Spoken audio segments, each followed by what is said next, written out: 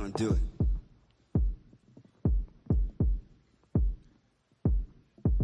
Black boy, tell me how you really feel. I just wanna build with you. Black girl, tell me how you really feel.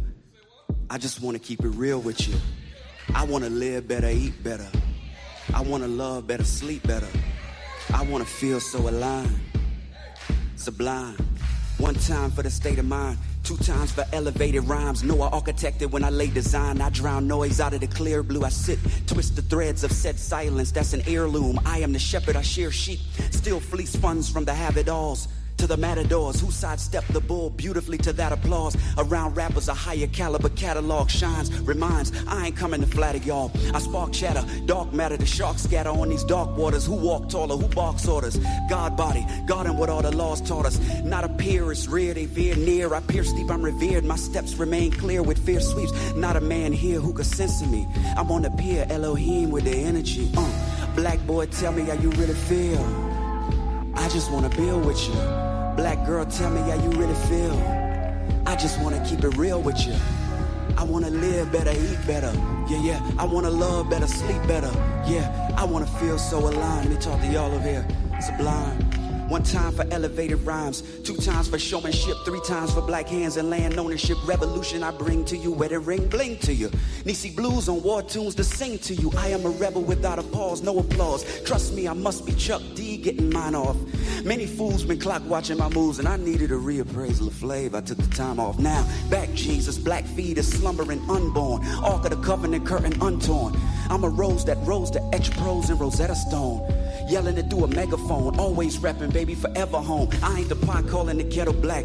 I'm the flame keeping the kettle warm, and I am to blame for the renaissance. It's cold, had to write and recite it with down feathers on. Black boy, tell me how you really feel, cause I just wanna build with you. Black girl, tell me how you really feel. I just wanna keep it real with you. Yeah, I wanna live better, eat better. I wanna love better, sleep better. Yeah, I wanna feel so aligned, sublime. Sublime. I wanna live better, eat better. Sublime. 1 time for elevated rhymes, 2 times for showmanship, 3 times for black hands and land ownership. Revolution I bring to you, where the ring bling to you. Nisi blues on war tunes, singing to you. I am the rebel without a pause, no applause. Trust me, I am Chuck D, getting mine off. Many fools, they clock watching my moves, and I needed a reappraisal of flavor. Took some time off now.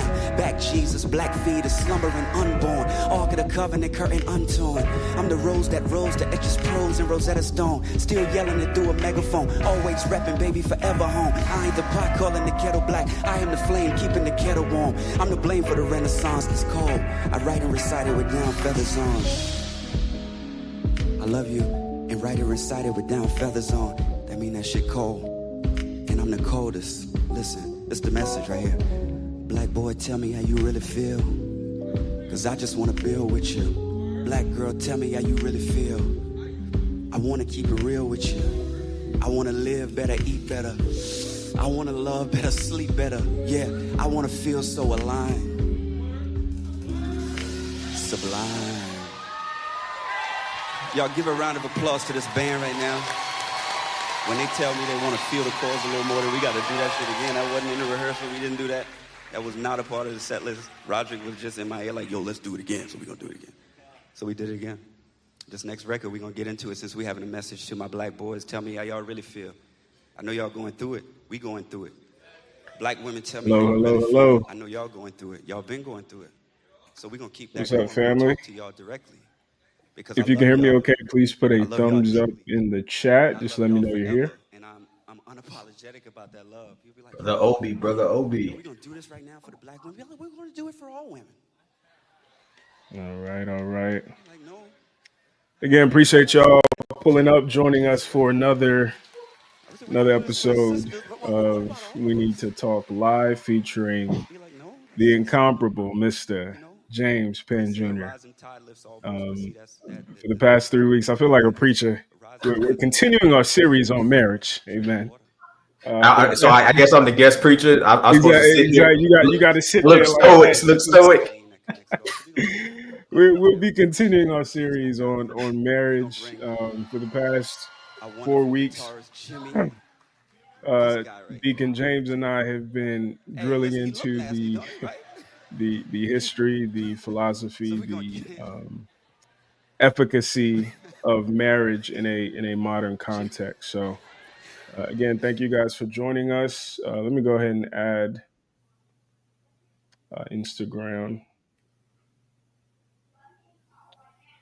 If you haven't tuned into the other episodes, please feel free to do so after this stream. They're all going to be on the YouTube channel. If you're joining us from Instagram, click the link in our bio, head over to YouTube, and make sure you click that subscribe button. We've got a ton of content. I think the last I checked, we're at 700 and some videos. So there's a lot to choose from. Don't just watch clips. There's a lot of context that's being missed. So make sure you guys do that. But like I said, today we're continuing our conversation on marriage. This episode in particular, we're going to drill into the economics of marriage. If you can see the thumbnail, basically we're talking about the math, right? Does the math make sense? I think there are a lot of people with arguments for and against marriage based on math.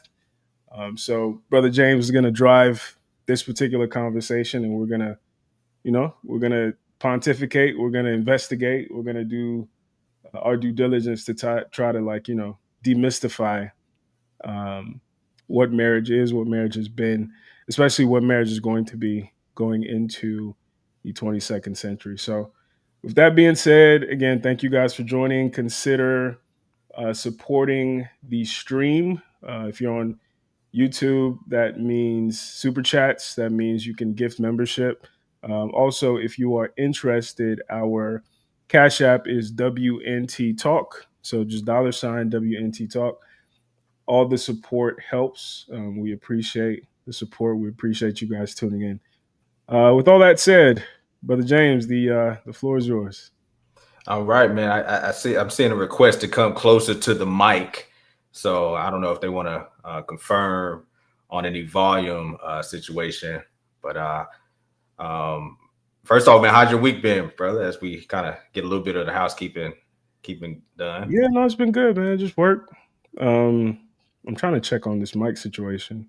Yeah, no doubt. And this is important conversation that we're having over the course of all of these weeks. So as always, I want to definitely, salute you, on this, and I'll give appreciation and gratitude as well to allow me to be a part of the conversation. So are we all good on the audio?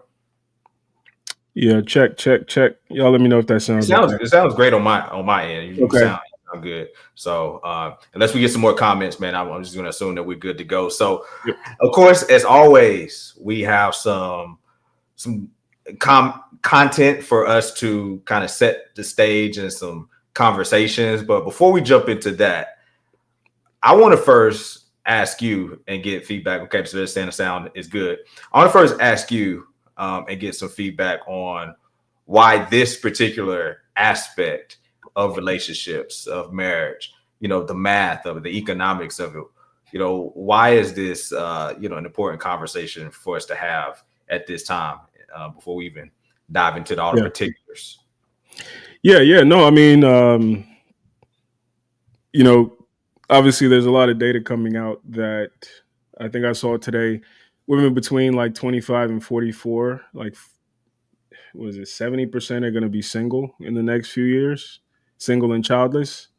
With the rise of the manosphere, with the rise of, or I guess the proliferation of feminism, neo-feminism, a lot of people on both sides of the aisle, men and women, are increasingly uninterested in long-term partnership.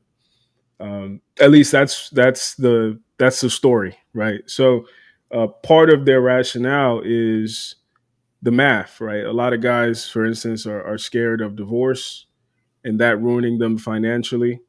A lot of women feel like, marriage and motherhood and subjugation, it ruins their earning potential. It tethers them to a man, and that type of vulnerability is not something that we are as comfortable with as times prior. So I think, for a lot of people, the math doesn't make sense. Yeah.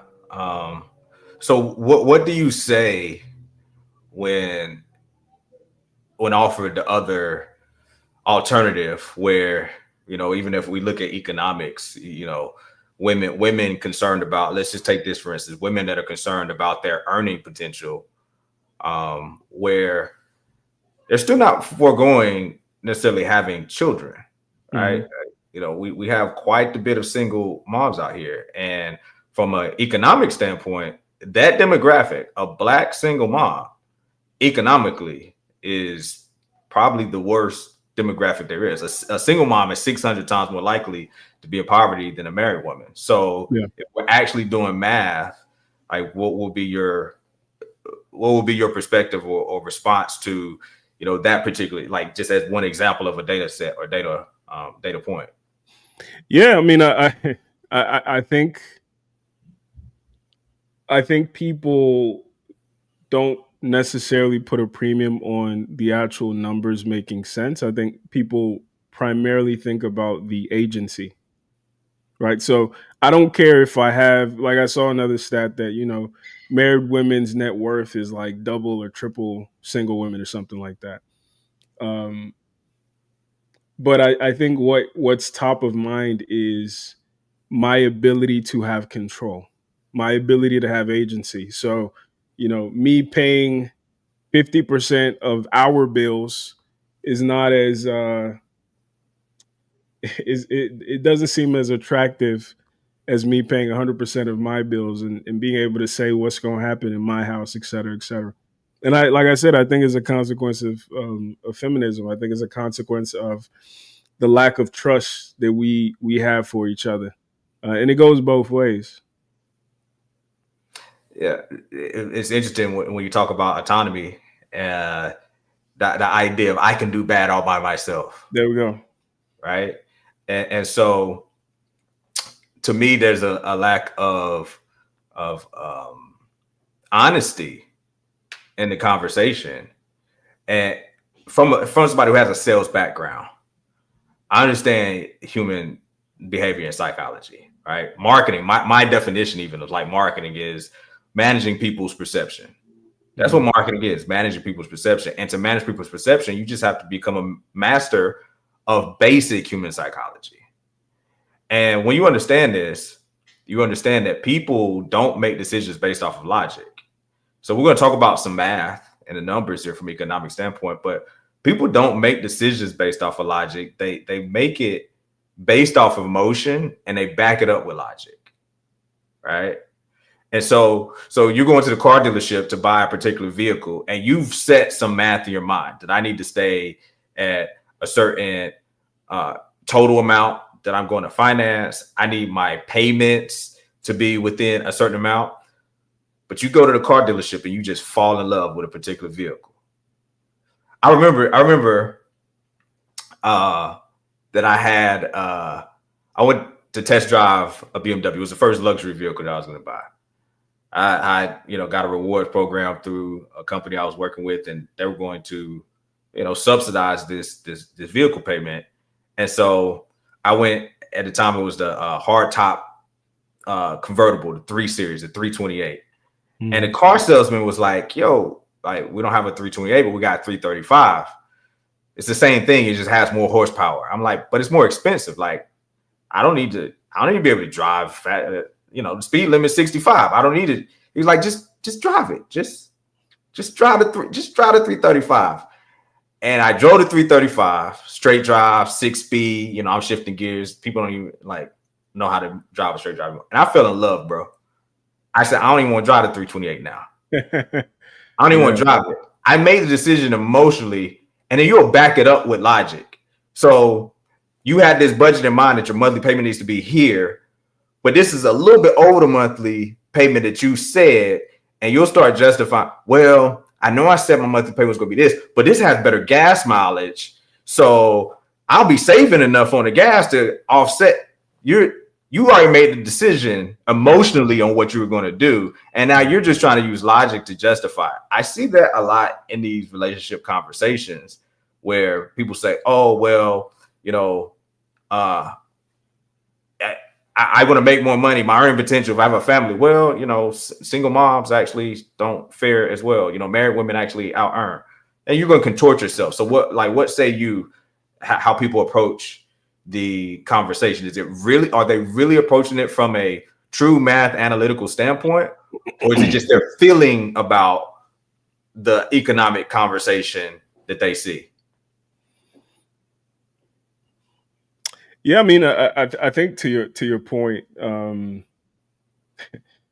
hate using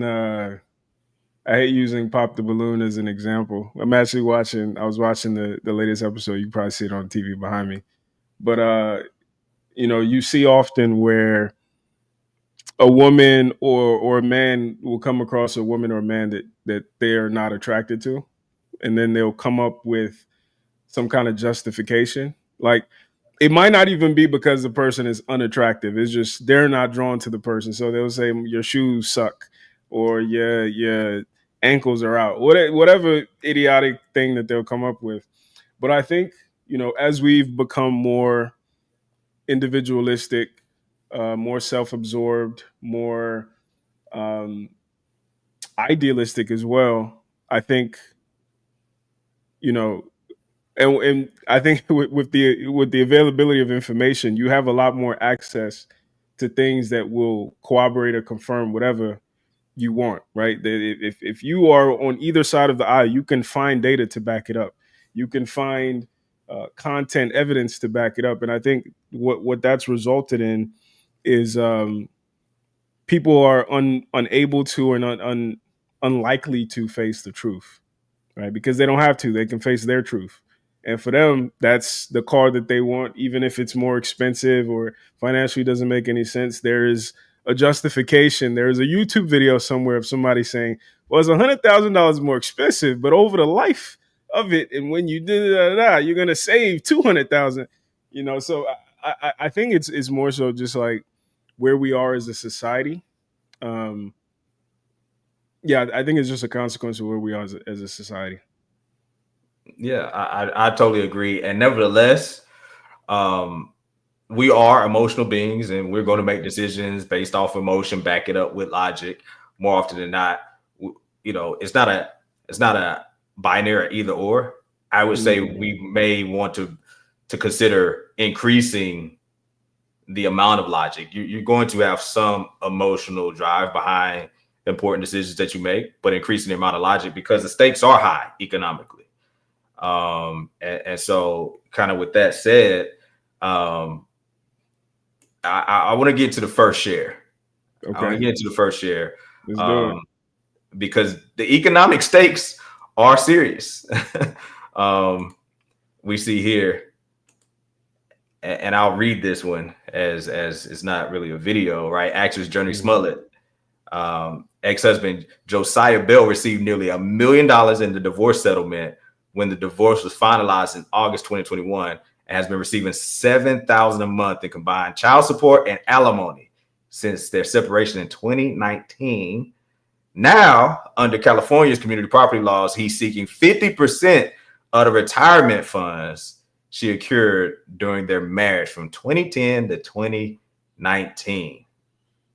$1 million in a divorce, $7,000 a month, and now 50% of the retirement funds under California's community property law.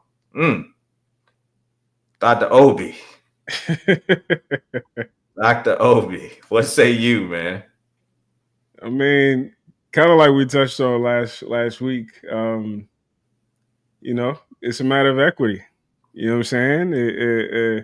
If the genders of these individuals were flipped, and my gender was flipped, I'd be saying, "Yes, queen." Get what you can get. He don't want to take care of the kids. You doing all the heavy lifting, all the invisible labor, et cetera, et cetera. That aside, I don't think it's right that he's coming back, right, and trying to get more money, because that seems a bit vindictive. But from all indications, it's not uncommon. Also, we don't know their dynamic. She might be a deadbeat mom, right? She might be somebody who's all in on the career and basically dumped the kids off of him. I think it would be an easier assumption for us to make if she was a he. But kind of like we talked about last week, there's a lot of benefit of doubt that gets given to women. So ultimately, we don't know. But however the legal system would handle him if he was a her, I think they should handle that the same way now. Like, we talked about how Portia Williams just got half of the dude's estate that she married like 3 months ago or something like that. Nobody batted an eye. People are even giving her interviews and kudos, assuming he cheated or whatever the case may be. So I'm going to ask the same question people typically ask. What did she do? Right? What did she do? Because men are good people. And the fact that he's asking for more means that she deserves it, and there must be a reason why he's acting out of character. That's where that actually was probably at the top of my mind when I saw this. Was I'm always curious as to what initiated the divorce, who initiated it, right? We have all the stats that women initiate more often. And I'm curious. I don't know if you have any of those details or any of that information is public. I have none. She was in that movie Temptation, which is kind of ironic. Yeah, that was the one in the that was a horror flick, right? Yeah.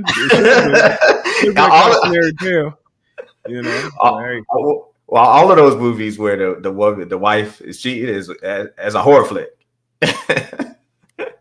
She did Lance dirty, man. She did him dirty, but hey, I was surprised, particularly being a Tyler Perry flick, that in the end, I guess she got her just due. I still say that was OD. Like AIDS, that's crazy. Like, yeah, she should have suffered, but AIDS, golly. And that was overboard for me, but it's a movie. It's a Tyler Perry flick. You know what I mean? It is what it is. Yeah. So how would you, as a man, let's go to hypothetical, imaginary, land. How would you even feel getting spousal support from you're married to Journey Smollett, an affluent woman, and if you got full custody, child support aside, spousal support, how would you feel? Like, yeah, I need you to support me. Find out, how do you feel about that? This actually brings up a really good, a really interesting point. Oftentimes on the internet, you hear conversations about women kind of women managing their expectations, right? And women understanding or getting a better understanding of the fact that men's curriculum is different than women's curriculum. And, you see a lot of women, even when Kevin Samuels was alive, they would come on his show and they would brag about their accomplishments, right? As if those things move the needle for men. And he and other men explain that men have a different curriculum. Men, it's primarily like your nurturing ability, your looks, all that good stuff. To take it a step further, there's a book called The Way of the Superior Man. You've probably read that book. But one of the points that he makes that I don't disagree with, because he said a lot of shit I didn't agree with. But one thing he said that I think was spot on is he said, masculine energy and feminine energy will always find themselves, even if the masculine is in a woman and the feminine is in a man. I say all that to say, for the women who prioritize their careers, for the women who are high-powered type A go-getters, typically the type of men they will attract and the type of men they will settle with, even if they never feel fully fulfilled as a woman with that type of man, are more feminine, are more domestic men. Because to your point, I think there's some men who are more liberal about gender roles, gender responsibilities, and things like that. And then there's some men who are not. And everything in public discourse has been anti-traditional man. and traditional posture and traditional disposition, and has been celebratory of men who are more in touch with their feminine side, men who are going to therapy, men who are calling their friends and saying they love them before bed and all that good stuff. I think the consequence of that, because at the very same time, the way that women are refining themselves is in a way that is incompatible with traditional men. So part of the consequence, there's some pros, right? We always talk about the pros, but part of the cons is that more feminine man that you are uh, partnered with, that man who is not as prideful, because we paint pride with a negative, paint pride with a negative brush. That man who's not as prideful, yes, he will be okay with spousal support. Yes, he will be okay with staying home with the kids. Yes, he will be okay with your favorite brother who does dishes while he makes videos and stuff like that. He will be okay with being the face of redefined masculinity that's really more so traditional femininity mixed in there. And part of the consequences of that is, some of the things men used to rub up against with women. Women who are becoming men will have to now rub up against those things with men. Yeah, so a lot of great points in that share, and very valid, very very accurate. And yeah, you really good. You good, Dr. Obi. You still did not answer how Dr. Obi would feel. Y'all know you think I didn't catch that. Like, how would you feel? How would I feel? I mean, accepting alimony, spousal support. I'm stuck in this place of like trying to evolve, but I'll explain it like this, or I'll answer it like this. I think baseline. I remember even as a teenager, my goal and my dream was to make enough money where working was an option for my significant other, not a necessity. Right. That's my default setting. However, adjusting to the world, and trying to be more accommodating of the fact that, like I said earlier, women have career goals and dreams and things like that. I'm trying to be a bit more flexible. And part of that flexibility is also, unfortunately, the Faustian bargain is also letting go of some of those pride-fueled, principled, ego ideas of how a man positions himself with a woman in a family. I'm working on it, but my default setting is, yeah, you could keep your money. Like that's an insult to me personally. But one day when I grow up, I want to be like this brother. I want to be like this brother here. That's my goal. That's my goal. Well, I'm gonna push it even further because I've actually had this this type of response isn't uncommon where you started on. I would like to be at the place one day where my wife has the option. And for me, that's not traditional enough. My wife doesn't have the option. I said this on the interview that we were on, and the person interviewing us was like, "What? Same thing. I would like for my wife to have the option, because she may want this, and she may have her own desires, and if she wants to, cool. If she doesn't want to, and everything was about her wants, and it's not framed that no. What do you want for your family, right? Now I get the math of the traditional economic roles in this economy is different. We up against some things differently economically than in the 50s when it comes to one income. Heck, even, juxtaposed to 10 years ago, Trust me, I know the weight of, you know, caring for a wife and multiple children. Simultaneously, my wife, the way, take it away from me, I would recommend for men to start to view through their lens how they desire for their household to run. And you're selecting a wife. And the response from this brother in the interview was, well, I don't think I can tell my wife that she can't do this or she can't do that. It's like, no. You have to get a clear vision of your game plan and how you want your life to fit and look, and then find a woman that fits inside of that. If I have the vision that I don't want my wife to work outside of the home, key element, work outside of the home or outside of the family, that doesn't mean your wife doesn't work.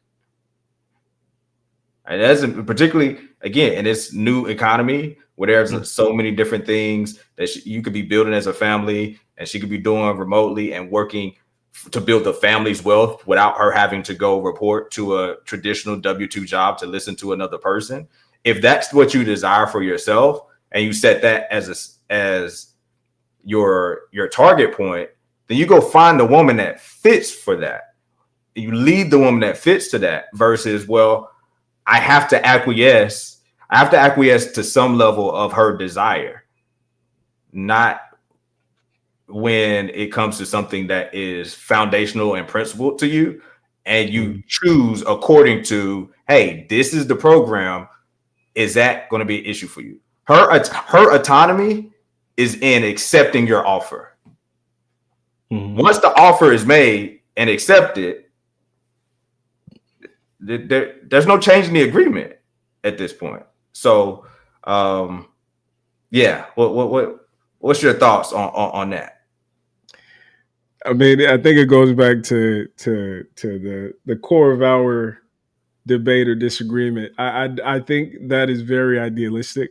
I think that approach is very idealistic. I think that approach works if, you know, to a point you've made before, if you guys find each other in the point in your lives where you are less defined, right, and you're still building, and then y'all could build in that direction. But for the vast majority of people,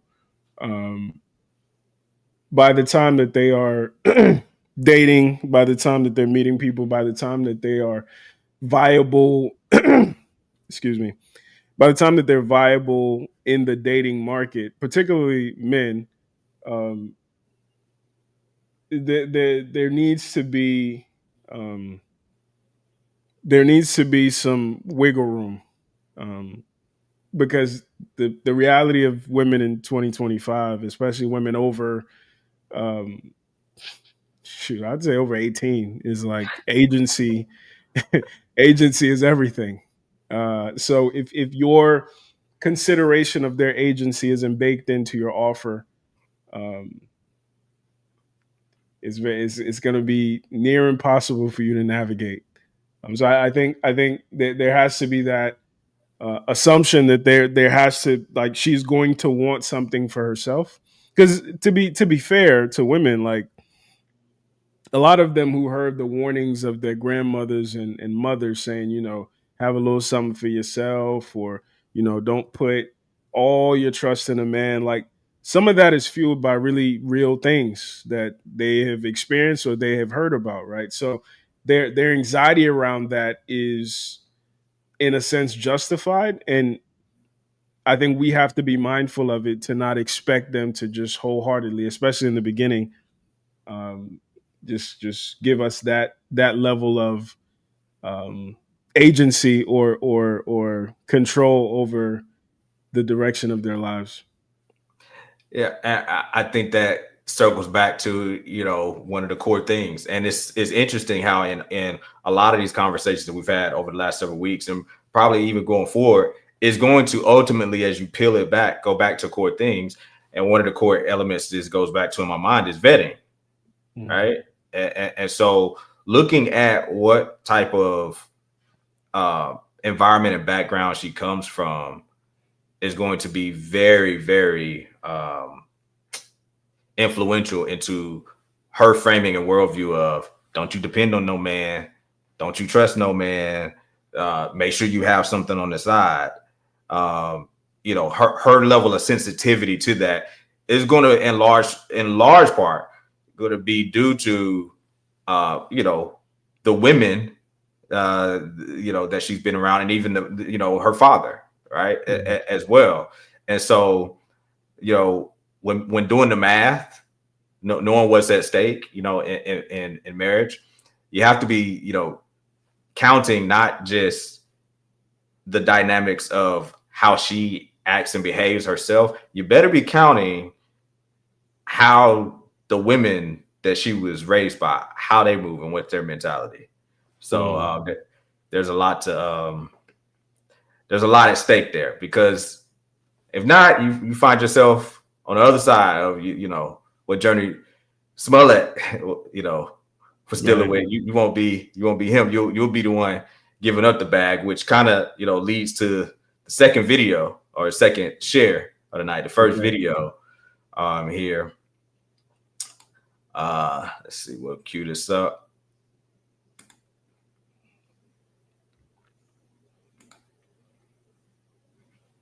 And also, for those of you guys listening, please, if you don't mind, hit that like button.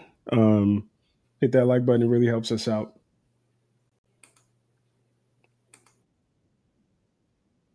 Oh my God.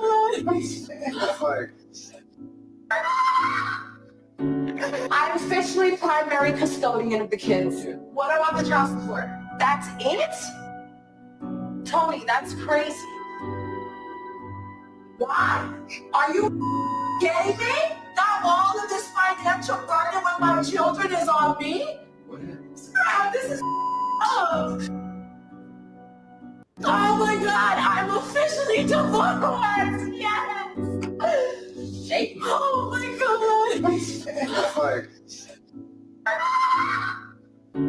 I'm officially primary custodian of the kids. What about the child support? That's it? Tony, that's crazy.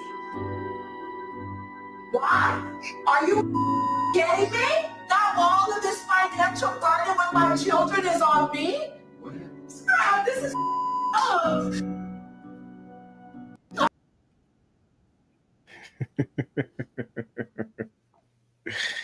Dr. Obi. All right. So what was that for the people who are watching who don't know the person they were looking at? What was that? Yeah. So this is Erica Mena. Honestly, outside of the show Love It Hip Hop, I don't know what she's known. What she actually like? Does she actually have any talent? Well, even people who are making money in Hollywood, the question of they actually have talent or not is kind of irrelevant, right? So to me, she's I guess a person who's famous for being famous, you know, like for being on one of these shows type of things. But so she, in her divorce with I believe the guy's name Safari. I did a little look, and it looked as if her child support was around $4,400 a month or something like that. And so this is the reaction, you know, she was getting. It looked as if it was no, you know, don't quote me on this, but no spousal support, you know, just basically it's $4,400 a month for the children. The part that was telling to me was now all of this financial burden is on me. That is the part that jumped out to me, man. So when you see that type of reaction and the contrast in reaction from getting the news that she's officially divorced, right? We got divorce parties nowadays, and you know, I just thought it is how dressed up she is. She's probably. I wouldn't take it that maybe she just happened to be dressed up for something else when she got the news. She very well could have been dressed up for her divorce, right? But the initial reaction to the subsequent reaction as she got more of the details, like what's your thoughts on as you absorb all of that? I mean, I think it brings up what we talked about last week. I think women are not accustomed to considering men's struggles, men's concerns, etc. And I think a consequence or one of the unintended or uh, uncalled for consequences of modernization is like a lot of women, including Juicy Smollett, or Journey. I'm sorry, Journey Smollett, including Erica Mena, and they're bunch of Adele. I think has to pay or had to pay child support or alimony. They're coming to terms with the reality. And what's interesting is like the previous video, what I saw in the comments was men and women calling him less than a man, calling him a coward, saying it's not right, et cetera, et cetera. And also a lot of people advocating for prenups. Ironically, it goes back to that cognitive dissonance that we talk about often. Ironically, when the shoe's on the other foot, the initial assumption is he must deserve it in some way.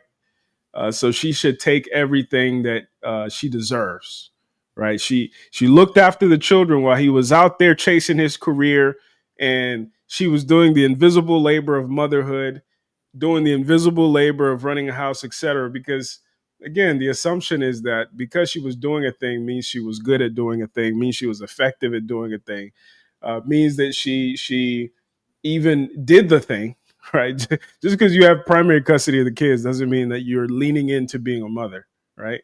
Um, but again, like I said, I think we're going to be forced to come to terms or confront our hypocrisy around the idea that men's financial contribution is not that big of a deal.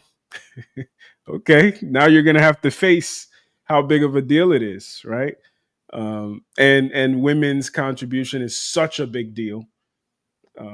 Yeah, I think we're going to have to we're going to come to terms with that, and hopefully it leads to a more equitable, more fair, and more considerate landscape of men and women. This shit right now is not working. What we're doing now is absolutely not working. So with all of the viewing now, the public spectacle of us being able to see the reports, of the result economically in a divorce, whether it's the man getting alimony and child support or the woman and things of that nature, it's interesting to me that it's causing the reaction of people just jumping to the conclusion of foregoing it altogether, the institution of marriage, or at least they think they're foregoing the institution of marriage, and maybe on paper they are, but people are still cohabitating, they're still having relationships. Kind of reminds me of the idea concept. I don't know if you've heard that if you're dating someone or you're in a relationship with someone who has children with someone else, you're in a polyamorous relationship. All right. Women that say, oh, I'm not sharing a man, but you do share a man. Right.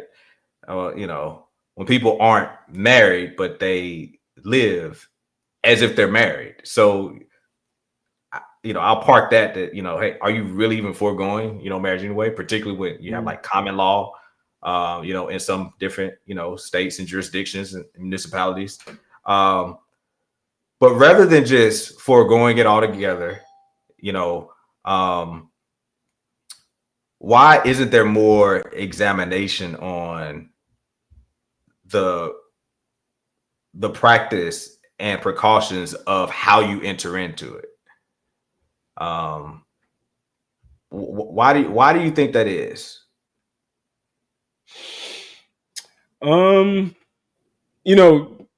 I've said this before. I think marriage should be really hard to get into and easy to get out of. That's kind of like my position on marriage. I think that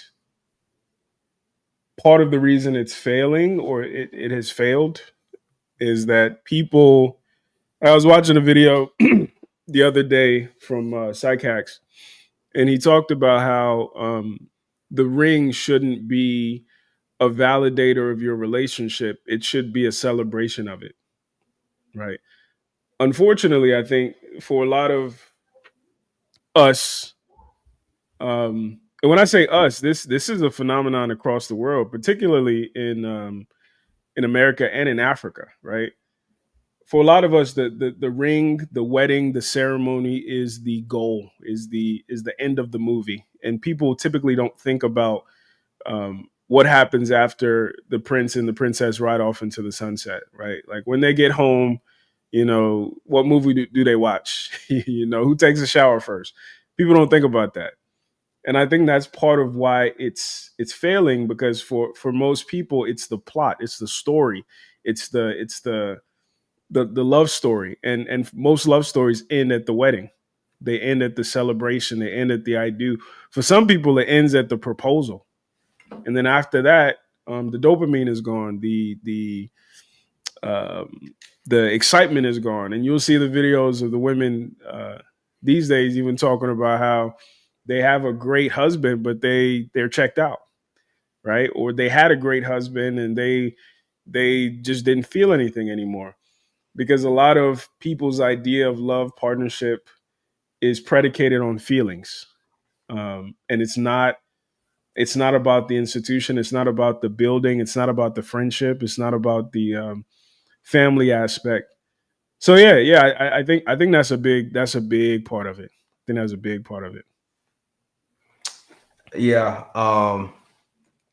Yeah, we have to, I think, really lean into that idea, which admittedly, when you first said it, my initial reaction was to have pushback. That idea of like marriage being something, harder to get into, and really just relationships overall, you know, uh, being something that we're wiser about, getting into. And so um, I think we have to really look at how we're approaching dating. Like there's so much dating, you know, uh, conversation and thoughts and um, information about like, how much should you pay for on the first date, and all of it. Dating is actually something for married people, in my opinion. Mm, Right? Like okay. one of the things I say is you better date your wife before somebody else does. Dating Uh, is for married people. mm, Right? So on the front end, let's be giving consideration to courting. Let's be giving consideration to like actual, mating and like how we, come together. And so I let me pause for a moment. I need to step away and mm. handle something that's happening outside my office right now. But I like for you to kind of share on the thoughts of dating being something for marriage. Yeah, yeah. Yeah, I think again, if you're just joining us, we're continuing the series about marriage. Today's episode, we're focusing on the economics. We're focusing on the math. Does the math make sense? Um, yeah. So if you're watching, click that like button. Help out the channel. Feel free to support. Um, but yeah, I think that to James's question, I think that a lot of the discourse around relationship today is optimized for good dating outcomes. It's not optimized for um like forever outcomes. And I'm not totally convinced it's a bad thing. Um because I think it's more so a consequence of like our shifting priorities as a species, as a society. Um but yeah, I think, kind of like the videos we talk about with the women who talk about how they miss dating, or they're bored in their marriage or whatever the case may be. Because I mean, People are more easily bored now. Generally, people are less committed to long-term outcomes. Generally, people are more interested in renting over buying. Generally, people are not working at the same place for a decade. Generally, people are, um, and I think honestly, as we um, go into the future, things like renting are going to just become more normalized. Like, think about ride sharing. Think about, there's some websites where you can rent luxury clothing, right? You can rent bags. You can rent cars, Turo, you can rent cars, right? So I think as we become more enamored with simply the experience, simply the plot, simply um, the novelty of life generally, not just in relationships, but generally, I think it's going to affect the relationships as well. And for a lot of people, the fun part, the best part is the beginning. And a lot of them are optimizing for, are only interested in replaying the movie rather than getting to the end of it, because the end of the movie is boring, right? So um, I think, like I said, I think what we're seeing in relationships is simply just a consequence of what we're seeing in society as society shifts, rather than the other way around. So rent a wife. Okay, got it. Maybe. maybe. I mean, listen, as the divorce rate continues to go up, that's basically what it is. He was, she was ex dude's wife 10 years ago. Now she's my wife, and when we get done with our thing, she's gonna date. She's gonna be somebody else's wife. That's the direction we're going. Just don't get one from the buy here, pay here place. Get you a certified pre-owned that's been through the whole checkpoint. got the wife facts report. I mean, listen. With that being said, Get the Kelly Blue Book value. Like, make sure there are certain dating sites that are limited to people of a certain, like, socioeconomic status. There's certain dating sites for celebrities. There's certain dating sites for people over a certain height. There's certain you know what I mean? There's certain farmers only, Christian mingle. So we're saying it cheeky, like jokingly, but like this is the reality. This is the reality. Yeah, and we know what keeping it real can do sometimes. So I understand that's the reality, but I guess my question to that is, like, to what end? To what end? It can be, because here's the interesting contrast I see in this is we'll note the reality of a lot of these other areas, and we bemoan it. Like, we see that this is not a good direction to go in. But particularly in marriage, we lean into it almost in a celebratory way. It's like, then that's what we're going to do, versus like, man, we're not moving in the right direction. And we rack our brains in trying to figure out, a solution to it. Yes, we deal with the reality on the ground at the time, but people are searching for answers to the problem, because it begs that they recognize that it is a problem. And so it just seems to be a little bit different response with marriage, that they don't think in seeing the problem, marriage as the problem, instead of problems in marriage. People see marriage as the problem rather than problems in marriage. It changes what you're searching for as the solution. Did that even make sense? Like, does that gather, like, the problem is marriage versus problems in marriage? I think I'm struggling with even, like, if people would agree with what the problem is / if it's a problem, right? Because the way that I view it, I think. So, for instance, like when we talk about outcomes of men, or outcomes of women, or divorce statistics, or whatever the case may be, really all we have to go off of is data from times past, right?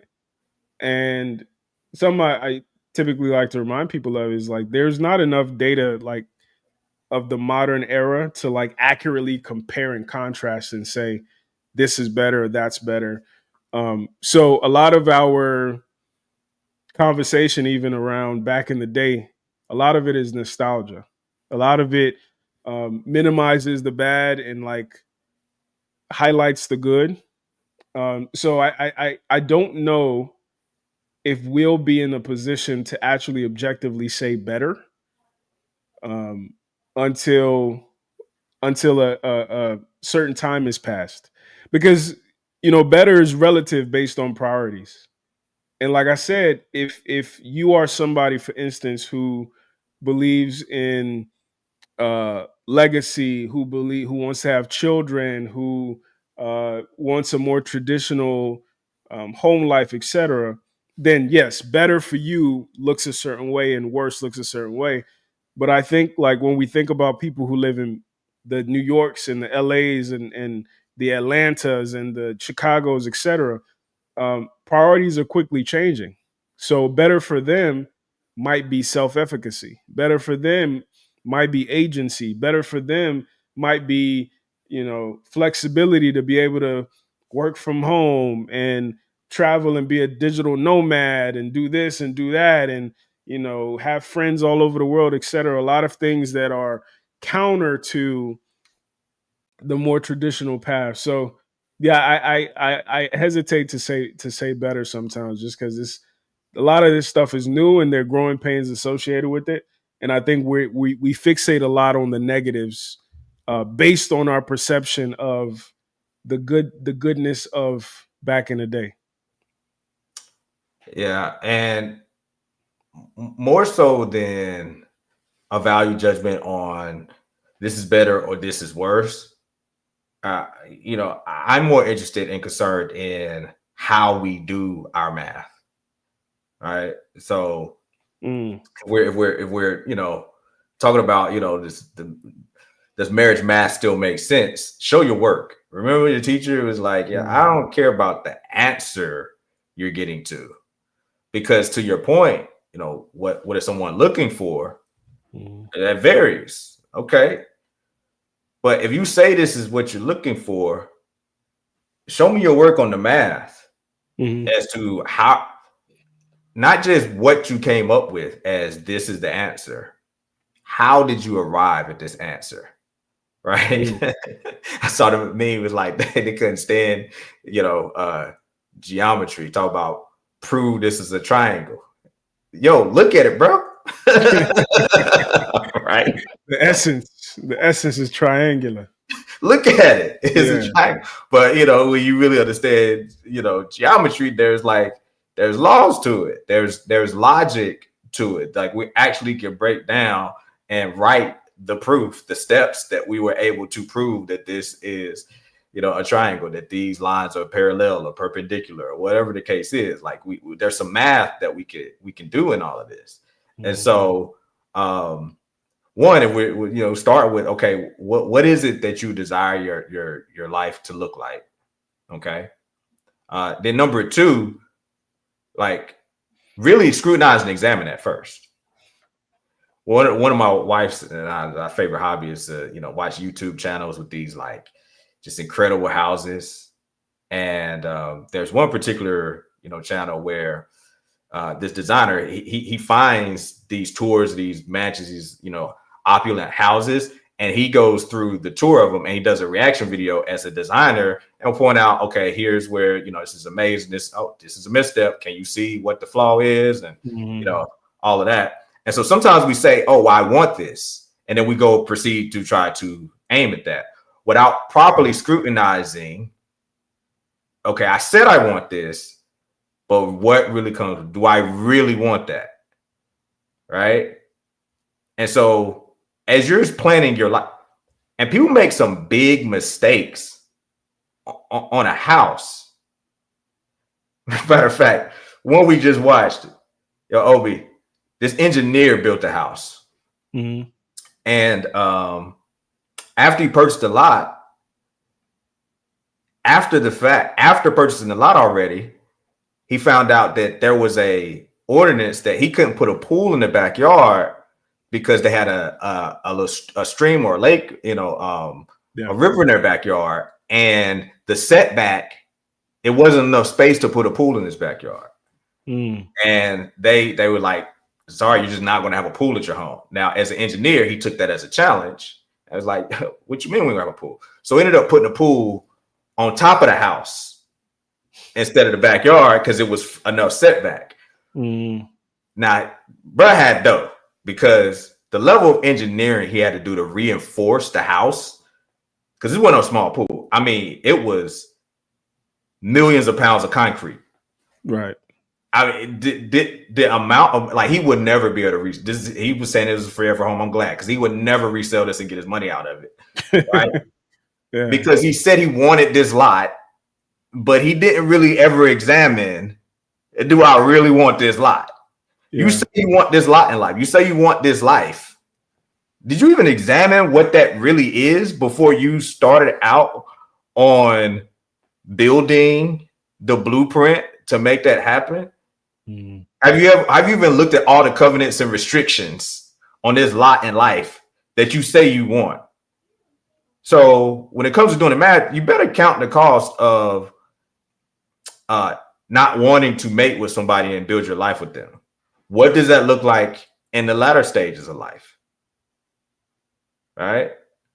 What, like, I'm all for you making the decision that you feel is right for you. I think a lot of people make a lot of uneducated decisions because they're not truly counting the cost. It's too flippant. It's too easy to say, I want this. Eric Thomas, the motivational speaker, he talks about this. He's like, people just say, they get dopamine hits just off saying, I want to make it to the NFL. Like, everything you say, there's a million actions behind that. You know how many push-ups it is, like, before you get to the NFL? It's too easy to say, hey, that's what I want. Do you really want that?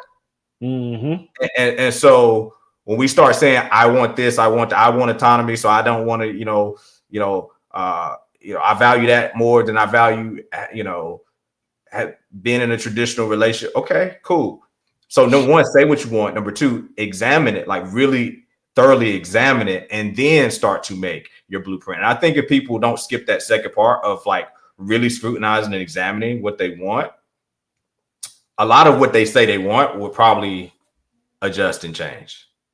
Like the whole take your kid to work day, you think you want to do a certain career until you go actually like, oh, wait, this don't look like that. You think you might want to live the hot girl life until you see these women that's later on in life, all of the videos of women talk about their regret in their divorce, so we got to count the cost, man. What say you before we get to our next video?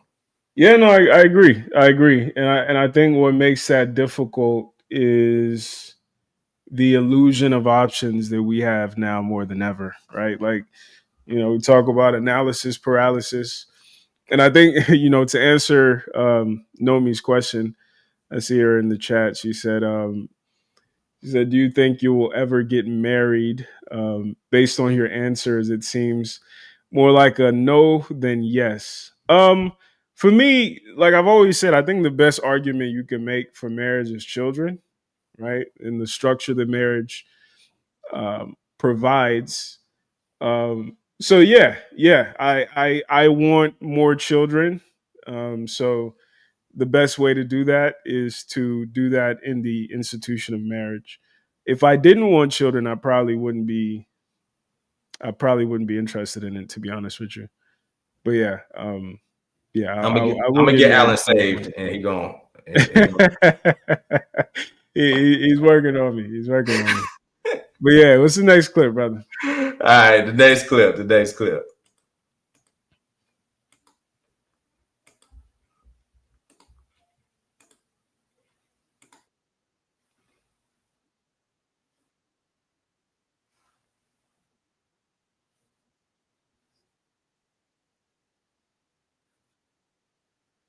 Oh, it's not sharing. When I get there, You're not going to dictate how I take care of my mom and my sister and all that. I know what you're up to. And by the fact that we're going through this, it's showing me a different side of you because we never had these type of conversations. Yeah.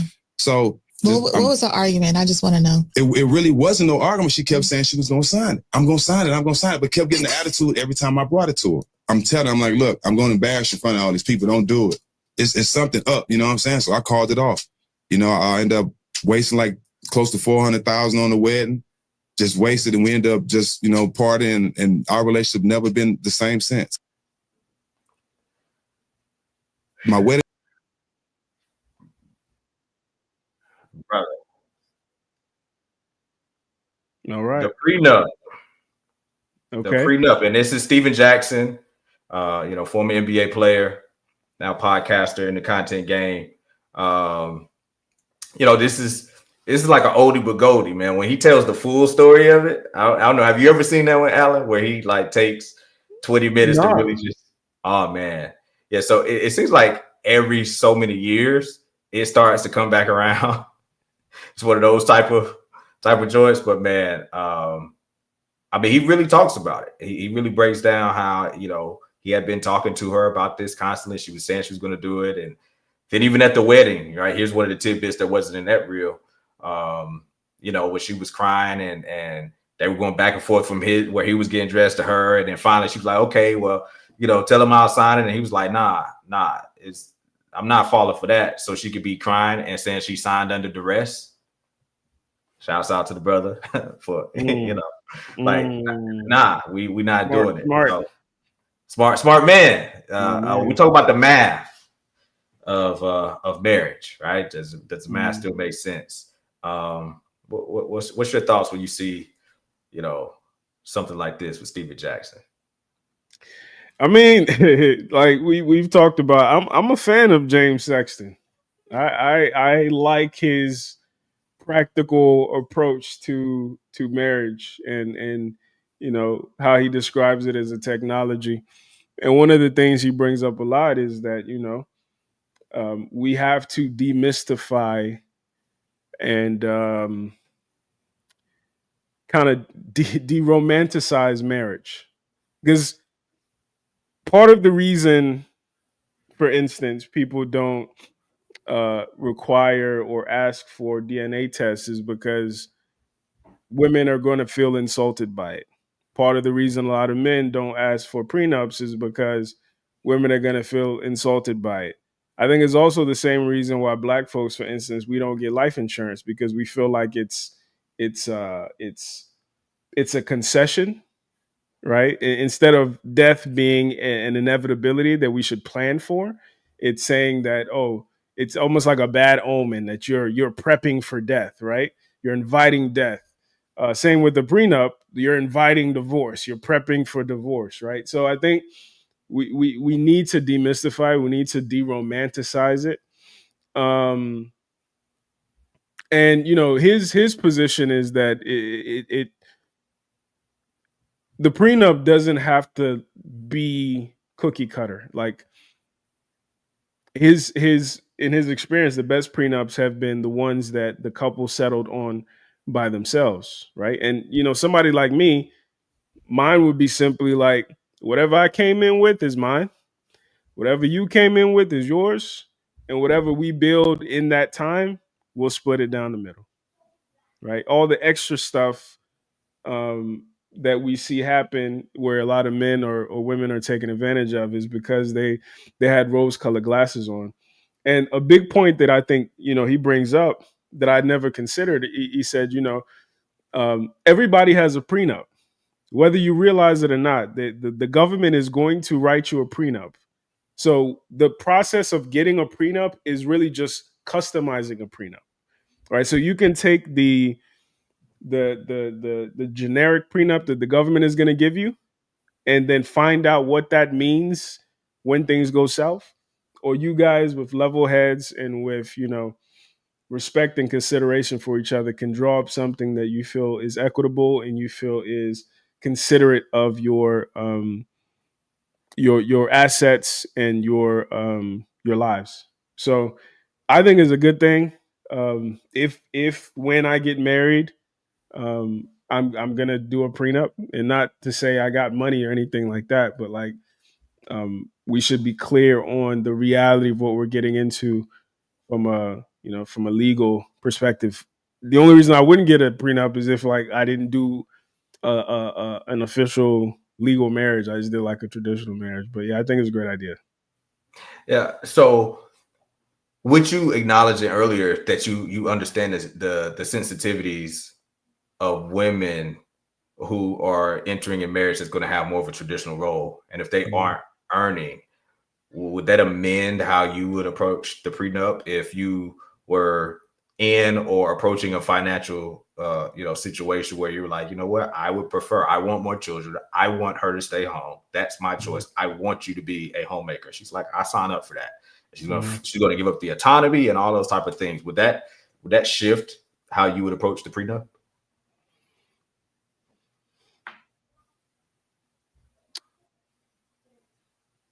For me, if when I ever get married, I'm only gonna marry somebody that I would be okay taking on my shit. That's the way that I look at it. Like, this woman is such a benefit to me. This woman is such a net positive in my life. Even if she took half of my shit, she deserves it. Right. So for me, that means that, like I said, marriage should be hard to get into and should be easy to get out of, right? So for me, that's why I'm not romantic about it, right? Because it will be hard for me to get into, because there are going to be certain boxes that I'm going to have to check internally. There's certain boxes she's going to have to check for me. But what that means is if she's capable of checking those boxes, like, you know what I'm saying? Especially if she's willing to sacrifice, because I'm not going to end up with somebody who doesn't have an earning potential, right? So, as somebody who considers themselves rational, reasonable, considerate, absolutely, I think that would definitely factor into it. I would also say, like, that type of woman, we're unlikely to get a divorce. We're very unlikely to get a divorce, because not only is she like willing to prioritize something that important, but also I'm assuming she's going to be reasonable. She's going to be willing to talk through issues. She's going to be willing to,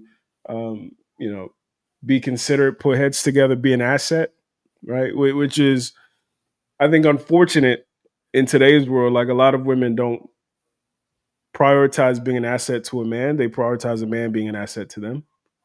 So when I find that, I'm gonna definitely take that into account for sure. Yeah, one of the things that we understand is you don't know what you don't know, and you only know something to the degree that you practice it and get results. Mm-hmm. You can have a conceptual understanding of things, but you don't know it till you have some actual tangible experience in it, right? Like, if you ain't been married, you don't know how to be married. You haven't raised children, you don't know how to raise children. You can have a lot of conceptual ideas about what it is to raise children. And I promise you, I did not know what it was for a wife to stay home and raise children. Mm-hmm. And this is an area that I will tell you, brother, that most men do not know what it is for a woman to stay home and be a homemaker, a domestic engineer. Yeah. When you think of an organization, if you're running a company, that's a living, breathing organism. A house, a building, a structure. It's an organism. When you think of the rough end, like what's going on behind the walls and the HVAC systems and the electrical, that's a whole organism that has like a lot of moving parts, even if it just looks like a shell, right? A city, a municipality, that's an organism. A house, a home, a family is an organism, right? And a lot of times in these traditional type of roles, the husband is the head of the family while the wife is the head of the household, the actual organism, the engineering of making sure the household runs. Like she's, you know, the facilitator of that. And so when you factor children into it, and to your point, you know, hey, for you, you know, children would probably be the best argument for that. And when you say children and you start multiplying them, I think people don't see the exponential demand. Yep. And so, like, a lot of times you see single guys like, oh, well, she cook it clean. Well, I cook it clean. Like, what else? I can do that for myself. Like, you're seeing this as like the amount of laundry that you have and the amount of food that you consume on a daily basis. Right. Well, then when we get married, well, now it's two of us. Well, 1 to 2 is not as, but then a child, then a second child, then maybe a third child. When you have a family of 5, or in my case, a family of 6, the amount of laundry, the amount of house, your home size is different when you have a family of 6 versus it's 2 of us. The amount of groceries and cooking and cleaning and all of the different things, it's a different, like, unmarried men don't know what that really is. So I set that framing and groundwork to say, as much as sometimes women would be offended by like a prenup, would you be offended if you had a certain prenup that says, hey, whatever I come in with, that's what I leave with. Whatever you come in with, that's what you leave with. And she gets on your program and the family grows and you start to see the dynamic like, wow, I see there's a different level of demand. How would you feel if she says, hey, we need a post-nup. We need to go revisit that thing. Because you talked about earning potential. Potential means nothing till it's executed. And she may have plenty of potential. You're not going to marry an idiot or somebody who's not sharp. But if she's caring for 1, 2, 3 children and it's spread out over the span of a decade of her life, that she's had children under the age of 3 years old and she's been caring for that, she ain't made no money, really, baby, right? How would you feel about the prospect of her approaching you for a post-nup? No, I'd be open to it. And like I said, I think I think we undervalue. I think we used to undervalue what women did in the home, which I think is part of the reason why there's been like this backlash. And I think we overvalued what men did. I think it's flipped. I think these days we overvalue mothers and undervalue fathers, and we operate under the assumption that mothers are all good. Mothers are all doing all this extra stuff in service of the children, and because of that, they're entitled to all the blessings of a man taking care of them, or a man seeing their every need met, or the alimony or the child support, et cetera, et cetera. I don't think that's the reality, right? But in the situation where like she is taking care of the kids 24/7, she is homeschooling them, she is getting them dressed, bathed, doctor's appointments, taking things off my plate to have to worry about or pay for, absolutely. That's not the reality for most women today. Most women, the most they do is get the kids ready for somebody else to take care of them. And you as the man pay for it, right? So all this extra regard that I think certain mothers are owed, I don't think it's owed to all mothers, right? Because the other stuff, fathers who are involved have done it, can do it.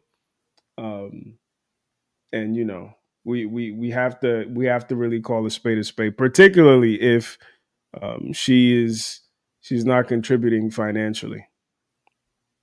Yeah. When you say, you know, mothers are overvalued, I think in our community, the archetype of the Black mother that's overvalued is actually the pseudo father. Yep. Yeah. Yep.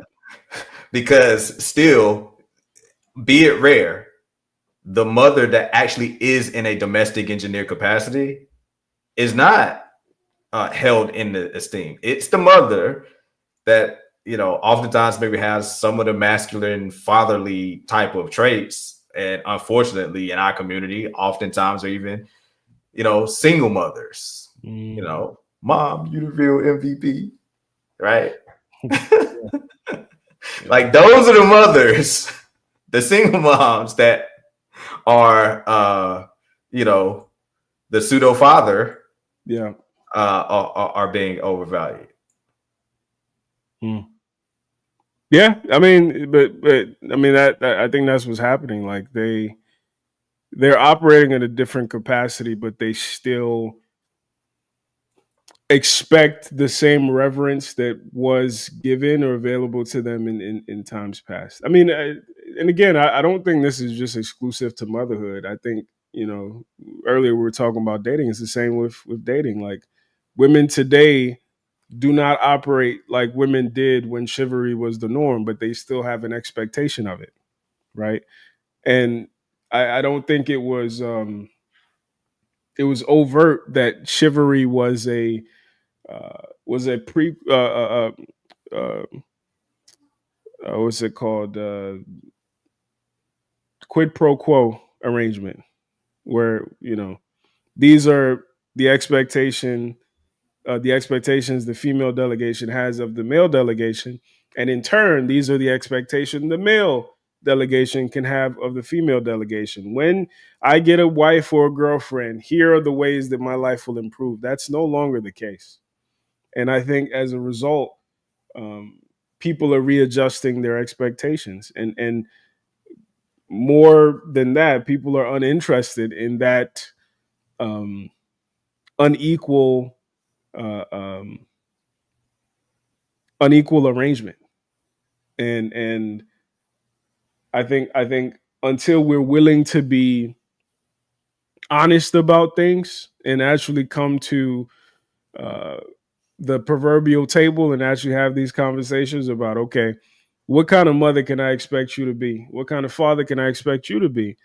Is this up to your standard? Is this up to your standard? Until we can get there, I think a lot of this friction is going to continue. But to my prior point, I think we're going to also have to reimagine new dynamics, because I don't think people are interested in just being a stay-at-home mom. Because even that language, that's the language that is said with, just a stay-at-home mom, etc. So, there are a lot of things that have to happen for us to shift the conversation, because you don't just have to find a woman who comes from a good family, but you also have to consider the environment of media, the environment of friends, coworkers, if she's still working at the time, childhood friends, et cetera, that all are going to inform how she views the world and what she prioritizes. Unless she comes from a cult, then it's a little different. But I think for most people, it's gonna be difficult to find that type of person off top. Yeah. So the culture of everything that's going on, in the world is a huge, part of everything. But there was a video you had shared with me, that wasn't about relationships, but I said, hey, this is actually my review on marriage and relationships. And it was actually Myron Golden. And he was talking about contributing factors versus determining factors. And I see the culture and all these different environmental factors as being contributing factors, not determining factors. Right. And so when starting, just like this engineer that had the light, the lot, and it was like, yo, you can't have a pool in the backyard. The setback's not enough. He's like, yo, that's not a determining factor. That's a contributing factor. I'll over-engineer this thing if I have to. But if I said I want a pool, if I'm going to have a pool, I'm going to have a pool. And so, I don't know if you into it, the personal development, Think and Grow Rich, talks about this concept of a definite major purpose Mm. and the power of having a definite major purpose that's magnetized by, emotion, right? Like when you have, like, you're determined that, this is what it's going to be over, under, and through. I'm making that happen. And then it's actually charged with an emotion and a vigor and a fervor behind it. It's a very, very powerful thing. And so I think this speaks to our society overall, that we're very weak when we come up against, like, oh, that's tough, and we throw in a towel on it, versus saying, like, I don't care what those contributing factors are. Like, I'm going to account for those, but I'm looking at how to navigate around those in between, because I'm going to get what it is that I want. And so there's just a certain level of dog in what you desire for your life to look like. I think that is necessary for men to have, to say, I'm going to rise above in spite of that.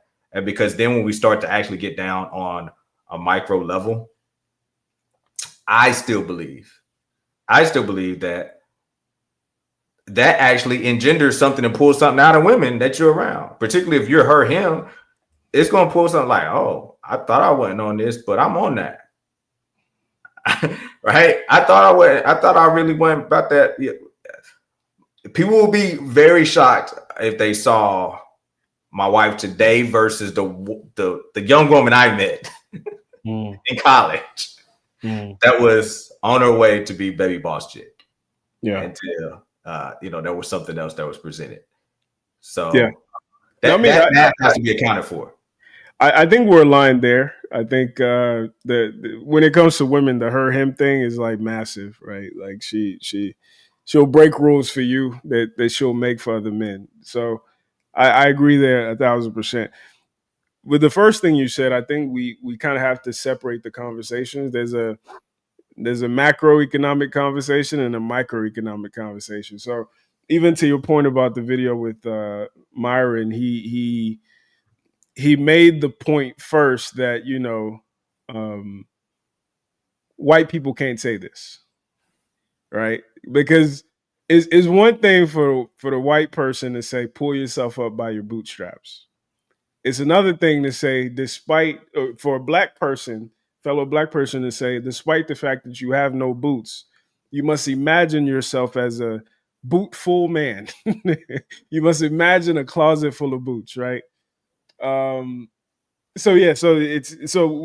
we can have the conversation about acknowledging the reality of what things are and then creating a plan to navigate it for ideal outcomes.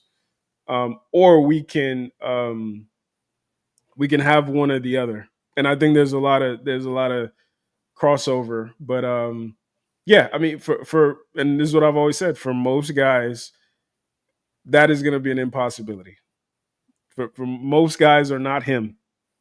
Most guys, I was telling a girl this the other day, like most guys have never even experienced what it's like for a girl to actually like them. Right? They've experienced what it's like to perform for a woman. They've experienced what it's like for a woman to think she likes you, but like the genuine, like you don't have to do a goddamn thing. 90% of men have never experienced it. So when we're thinking about like strategies for them to navigate, there's going to have to be more give on their end than would be expected for the him guy, right? Which goes back to my whole thing about, instead of jumping in too early, spend time cultivating your himness, which is going to mean that the settling down early thing is an impossibility, right? Unless you're one of those gifted guys or lucky guys who found yourself or cultivated your him and found a woman who saw the him really early in life, which is a very, very small percentage of the population, which you fall into, which is why a lot of this stuff seems like easy. But for the vast majority of guys, it's going to take them into their late 20s, into their 30s to, number one, figure out who they are themselves. Number two, figure out who the hell women are. and break all the ideals that their single mother indoctrinated them to have, because they don't have a village of men. They don't. This content even is new, where we're actually like investigating and dissecting the pathology of women and people, which means for most of them, it's gonna be later in life. It's gonna be at the point in life where they have some leverage, at the point in life where they have some accomplishments, some things that ground them in the sense of valuing themselves more than a woman's affection or more than a woman's acknowledgement or validation. So that's where like our philosophies start rubbing against each other. Yeah, well, to that point where you ended on working on his hymness, and you started talking about more emphasizing on the intangible factors, and I like that. I appreciate that, because our counterparts don't really do that. They, it's about, what do you have, like, what can you do versus who you are. And so a young man valuing himself and having a certain level of posture, having a certain level of character, that is more about who he is. Mm-hmm. And not needing the validation from a woman actually makes more women want him, right? And so there are a lot of components of becoming that him that are intangible. Obviously the tangible part is important, but I would argue that who you are is much more important than what you have. There's just a certain thing that is exuded from that type of man, even if he finds himself in a down bad position, right? Because even a man that has means can find himself in a bad spot post, in the middle of COVID and his business got shut down, but hey, he's been down, but he don't stay down, right? That type of mentality, that type of guy, is still something about him that attracts, right? And so I think there's many of these elements that can be cultivated in young men prior to the manifestation of results that are a byproduct of being that young man, right? So from a macro perspective, I think we would be better served as a community to be about getting on the business of getting them there quicker. Mm-hmm. And yes, it may take, till your late 20s going into your 30s before you start to have all of the fruits of that economically, but it doesn't necessarily take all of that for you to become that guy, right? In terms of who you are. And so I think both from a macro and from a micro standpoint. So if from a micro standpoint, this is the mindset of my counterparts.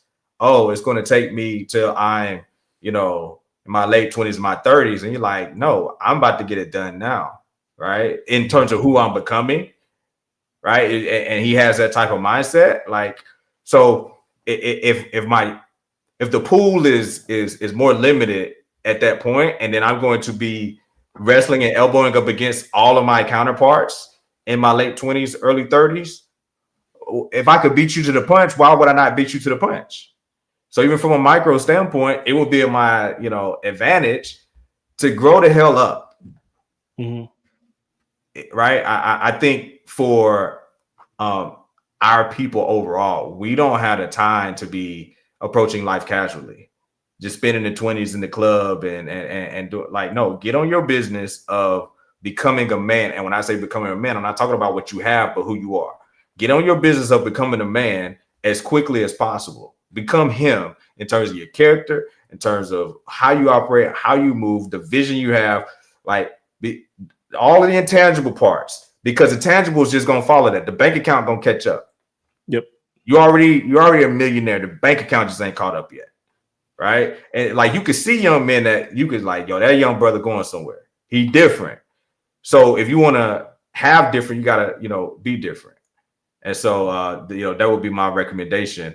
Otherwise, you find yourself in a position where you have a lot more limited options, whether it's early or later, and you find yourself, paying the cost of being divorced, which is leading me to our final video of the night. All right, the main event. This is the math that comes from not not becoming him and not choosing wisely?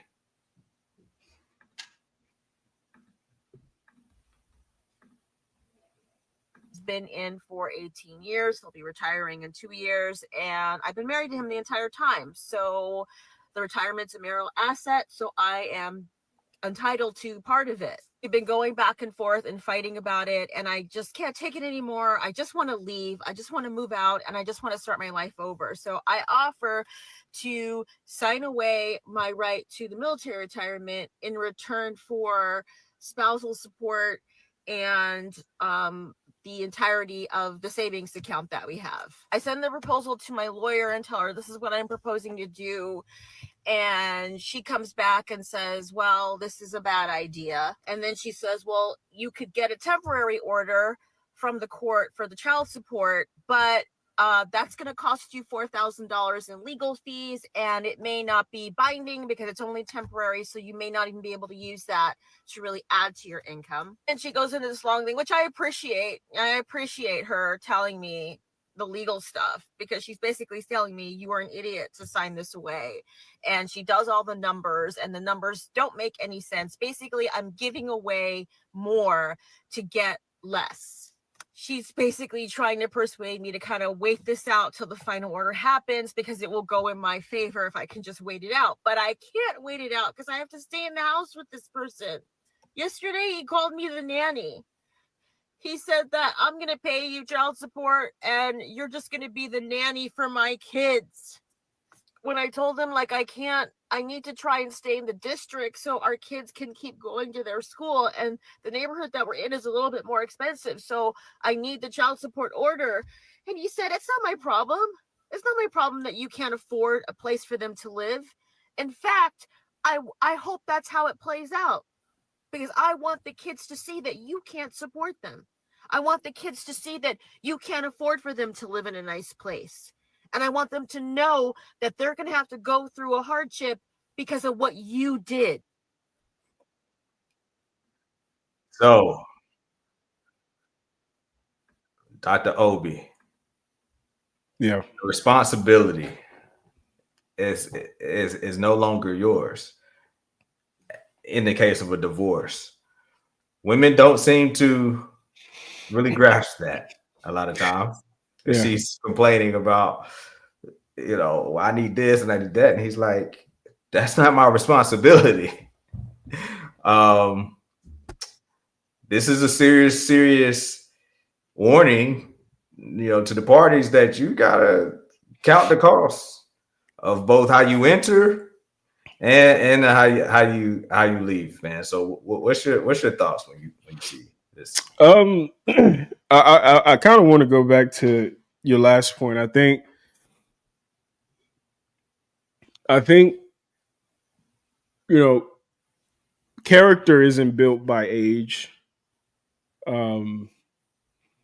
I look at character the same way I look at muscles. Like it's built by adversity. It's built by friction. And the unfortunate thing about friction, adversity, it's like the fortunate / unfortunate thing about it is that it grows you up fast. Right? So I think part of the reason why a lot of boys are not ready at 17, 18, 19, 20 is because if they're lucky, they haven't had life-altering adversity at that age. They haven't learned the reality of people, of women, of society, of the world, right? So they still have rose-colored glasses on. And the period between 18 and 30 is where they actually go and seek out adversity to build character.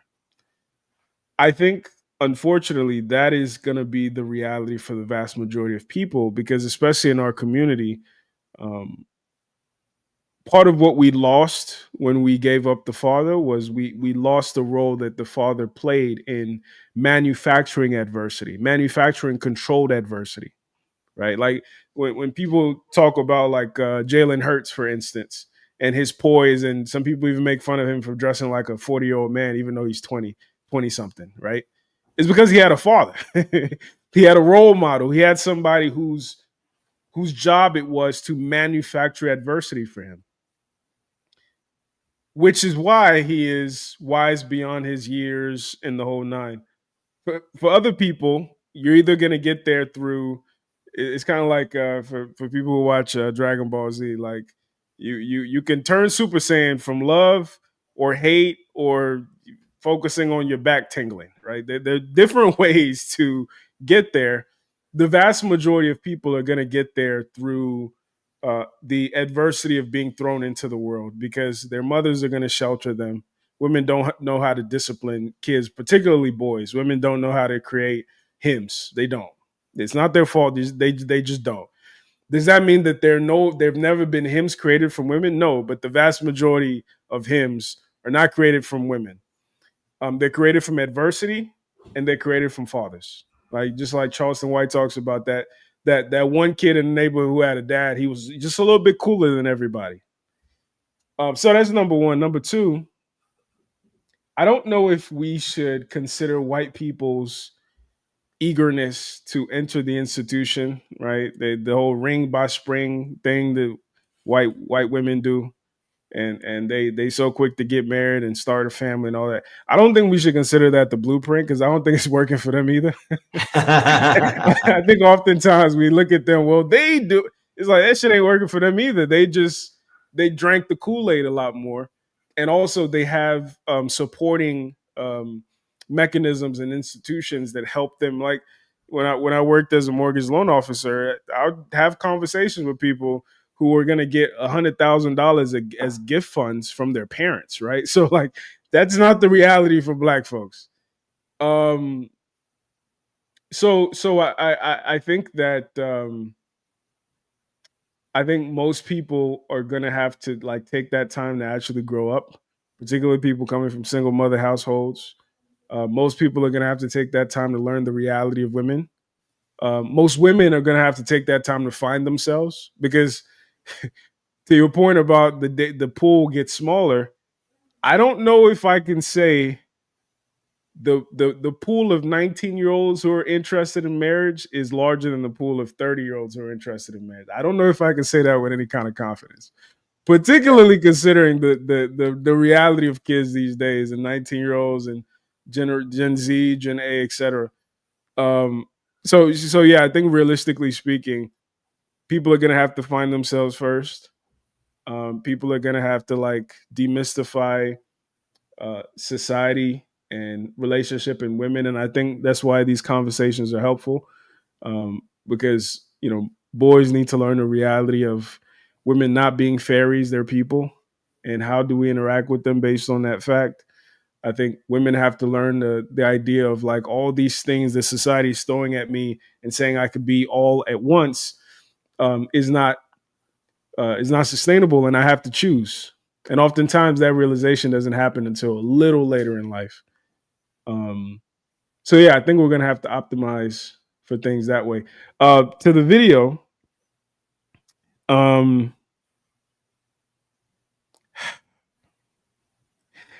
part of me wants to say choose better. A part of me does. For her or for him? Yes, for him. Okay. And vet better and all that good stuff. A part of me does. But a part of me also understands that perimenopause is a real thing. Menopause is a real thing. And combined with how we've idealized women and view women through rose-colored glasses, I think women have idealized themselves as well. So the idea that you know who you married or you know who you're with is slightly naive just based on the biological reality of who women are. And how those natural processes that they will go through as they age really mess up and just scatter them, right? So this lady, we don't know the genesis of why she chose to file for divorce. It could be just I woke up one day and I was unhappy, unfulfilled, whatever the case may be. Or it could be she's entered perimenopause, she's entered menopause, and her brain is telling her something that isn't real, right? And as a man, Do you even know what perimenopause is? How do you position yourself to navigate that? How do you position yourself to navigate that with you also having feelings as a human? Right? So you could have done all the vetting in the world and picked right, but with all the noise and the realities of people literally changing because of these biological processes that are now exacerbated by our diets and all the plastics in the food and the chemicals in the air, et cetera, it's getting more impossible to actually like know with any certainty that this won't be you, right? And I don't blame him for being, dismissive, especially if he's done his job as a husband, if he's provided a life for them. I don't blame him for being dismissive, but I think this stuff at scale gets really, really complicated.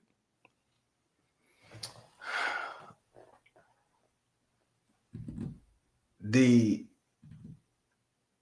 concept that it's not his responsibility, anymore, coupled with the idea that, how much can you really vet?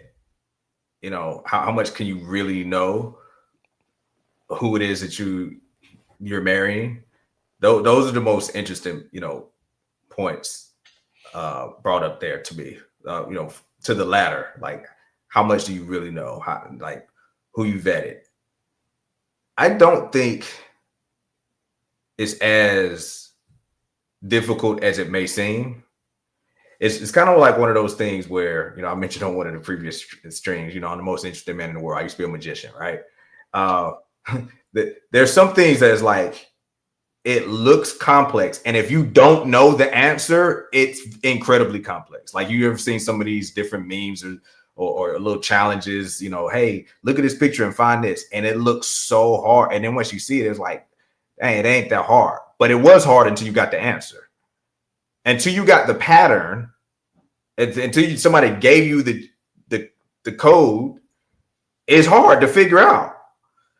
So without the code, it's incredibly hard to figure out the vetting process. To your point, you're not going to know who your wife's going to be 20 years down the line. Mm. As a man who's been, married, it'll be 20 years next May.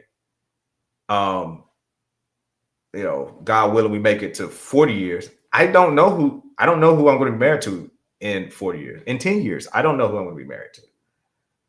On some levels, but there's some core elements that if you factor for some certain core elements, I'm not the same person. I would not have been able to precisely project 20 years ago who I was going to be.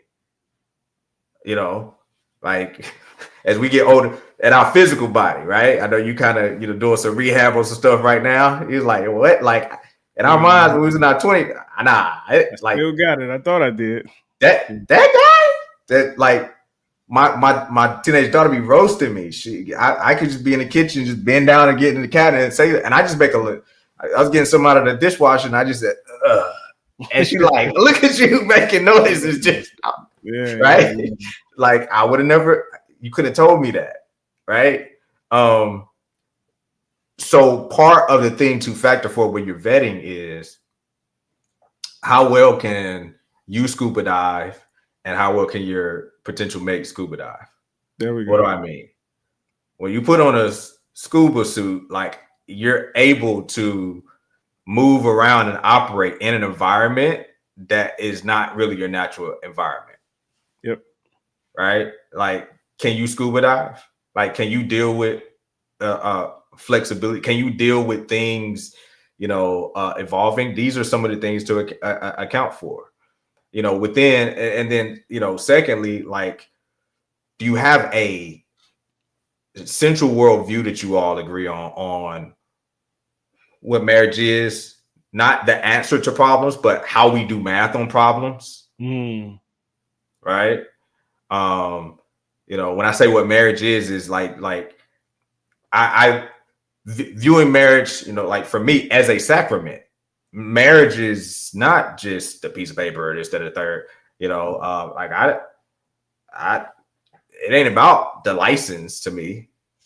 It is actually a sacrament. Do we have the same idea of like what this institution means and what it's doing for us? And so if I view that, as a sacrament that is crafting me, is doing something, for me, then as my wife goes through, what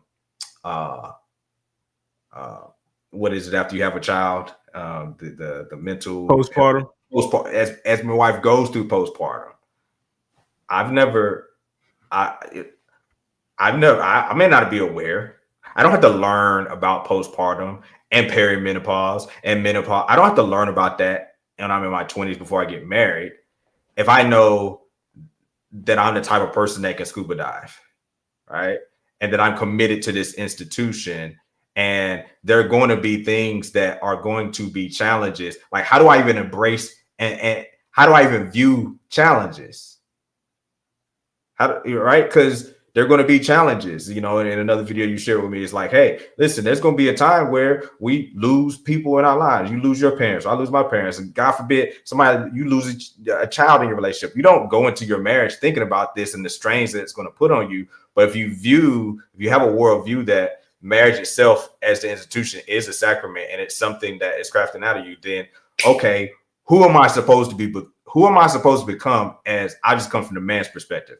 Women have their own perspective. I'm just going to come from the man's. Who am I supposed to come as a husband when I'm dealing with a wife that is going through postpartum and I have no clue? Like, what is this? What is this? This moment on the map was made for me.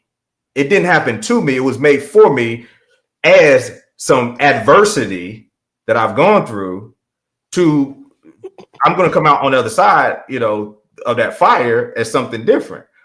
When I experience, the loss of a child, right, through unviable pregnancies, right, and my wife is mourning that, and I'm going through, looking to be a strong husband for her, but I have a certain level of mourning at the same. Who am I? These are things that could put strain on a marriage, but these are human events of adversity that it's not necessarily the marriage that's creating this. This is life. Economic challenge. Or people get divorced because of economic challenges. No, they don't. They get divorced because of their response to economic challenges. Yep. Because how come some people go through economic challenges and they can forge them closer in their relationship because they view it as like, well, it's me and you against the problem versus we're at odds with each other because of the problem. So was it really, if economics, and finances, oh no, it is. This is number 2 cause of divorce. No, it's not, right? Because if finances struggle is the cause of divorce, then everyone who has financial struggle in marriage would get divorced. Is the contributing factor, not a determining factor. The larger contributor factor is how you approach it and what your mindset. And so, understanding these dynamics is so much more important in the vetting process. And we talk about, in becoming the type of man that is prepared for these type of, life events, a father being involved in manufacturing adversity. It's not just the manufacturing of it, but it's also the guidance through it. So, as a father, like we as a community need more rites of passages, right? Our men, like we need to be having structured ways, not just ad hoc moments of manufacturing adversity, but, hey, once you get to this age in our community, this is something that you go through before we determine that you're a man, before we, say that you're ready to matriculate to the next stage of manhood. So we're manufacturing adversity there, but we're also guiding you through it. And I think one of the biggest problems in our approach to this is we think that guidance is supposed to be to a certain finish line. The wedding isn't just the finish line for that couple, and oftentimes it's the finish line for the parents as well in their mind. I've manufactured adversity. I guided you to this point. Now, good luck. Go do it. And I'm not still guiding you through, dealing with your wife just had a child for the first time. She has postpartum. Here, son. You got to bear this cross, but it's going to make you a different man. Let me guide you through that. Let me guide you through. She's going through perimenopause now. Let me guide you through all of these different stages. So, I mean, in order to like leave the people with some gems, some things to kind of take away. There's a question that I saved from earlier. It's from Nicole. Yeah. She says, "Hi, serious question, Unc." So I'm assuming that's you. You're the one with the grades. So he said, "With the current political situation, what do you look for in a man? Like, what should she focus on in her vetting for a man?" And let's talk about like if she has the luxury of being supported by a community to help her vet. And also if she doesn't have that luxury and she has to do it on her own. Yeah. So a lot of the conversation nowadays is about high value men. And I think every woman should absolutely be looking for a high value man. But value is only in the eye of the beholder. It's about what you value. And so, yes, Kevin Samuels I don't think he coined the term, but he definitely, made it popular in the lexicon in the relationship space. He talked about the different elements of making a certain amount, top 10% in income for a certain amount of time, the other men respect them, value to the group, so on and so forth, all these different metrics. And they were good metrics. Why? Because across time and space, geography, it doesn't matter when, these have kind of been metrics that have made them higher value in a society. But there's a micro element of what do you value? What do you value? So a high value man for you would be whatever you value. So women would say all these things about, well, I want a man of God. I want a man that, has great character. They say that, but is that what you really value? So first sit down and do an inventory of like what you actually value. Going back to what I said earlier, like what do you actually want your life to be like? Pick your lot in life. And then really, after you pick that lot, don't move forward and trying to, vet the builder, vet the husband that he fit. Go back and evaluate the lot first. Look at the covenants and restrictions, because you don't want to pick the lot and like, oh, this looks like a great lot, and then start building like, I can't even put a pool here. You pick the lot. So you have a certain way that you view that you want your marriage to be, right? Actually scrutinize that, number one, right? Then number two, based off of what you're saying you want it to be, what does the man need to possess to be that type of husband that fits in this version that you have of the life that you want? What are the character traits of this? What are the character traits of it? Because that is what's of high value to you. And so, it was so sad to me that, the whole high value conversation was centered a lot around the monetary element. I accept it and I'm okay with it, but it's sad to me because if a man of high character isn't a high value man, it means that we don't value character. And so make sure your interview lines up with your interview and the tongue in your mouth lines up with the tongue in your shoe. So when you sit down on the paper, you say, oh, I want him to have, character that is this way, right? Like, how do I want him to, operate, with our children? Right. I think this could be a cheat code for women. I know it's a cheat code for men to vet a woman based off of not how you think she'll be as a wife, but how do you think she'll be as a mother. That's a cheat code for men. Look at women. Don't look at like, oh man, she's bad, yo. She, this is the type of mother you want. Does she look like she's the type of mother you want raising your children? I think this could work for women as well, because there's a certain level of firmness you probably want him to have, but also a certain level of grace, right? There's a certain level of leadership and stoicism and responsibility, right? All of these things have nothing to do with what he has. And so if I had to wrap it up in a bow, look less at what he has and what he does and more who he is. And that takes actual work. It's easy to make a checklist of, oh, well, he's going to have, this type of job, this type of income, he's going to have this type of a network. He's going to do this as a profession. It's easy on have and do. It's more difficult. It takes more time to start to examine who he should be, who he is, because that ultimately comes back to you. You're going to actually need to kind of take a measure of who you are and who you need to become as well to make sure that it's cohesive. You can't, if you can't really articulate who your husband should be, that's an indication that you haven't really taken an inventory and introspection to know who it is that you are. You can't articulate who you are as a person without talking about your accolades, without talking about external, elements of what you do. You can't say who you are. Then you need to take some time on like really examining who am I? And am I the person that I want to be? Once you say who I am and who the person I want to be, then you can better be able to find what's the match for, okay, if I'm this type of person, what type of person does that type of person mesh well with? If I know I'm a point guard, I know I probably need a big man. Right. And so figure out, are you the point guard? Or are you a ball hog? What are you, and what do you need to complement that? And if you look at, you don't like who you are, I spend more time on working on becoming who you want to be before I even, entertain myself with trying to, vet the other men. So that's what I would say. And if you once you've done that work on knowing, what I want my life to look like, what that lot looks like, really examine.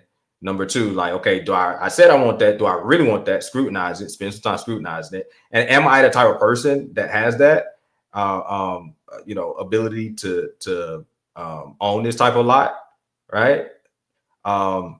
Then who's the type of man that fits with? And in all of that process, particularly once you get to step 4 of vetting that man, if you do have quality men around you, fathers, uncles, father figures, brother, right?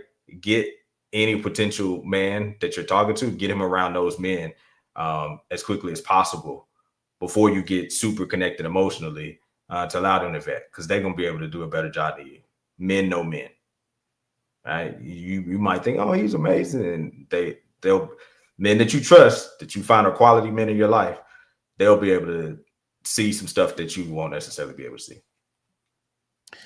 Yeah, no, I think that's fantastic. The only thing I would add to that is, and you touched on it as well. I think this actually goes for men and women, but like, there's a part of your brain called the reticular activating system, and basically what it does, it acts as a filtration system, so your brain doesn't overload on data. So it limits certain things that you perceive based on what you're focusing on, right? So an example of this is like, let's say let's say you just bought a car. Let's say you just bought a Honda Civic. As soon as you drive off the lot, it's going to look like everybody else has a Honda Civic. But it's not because everybody else has a Honda Civic. It's because your brain right now is focused on Honda Civics.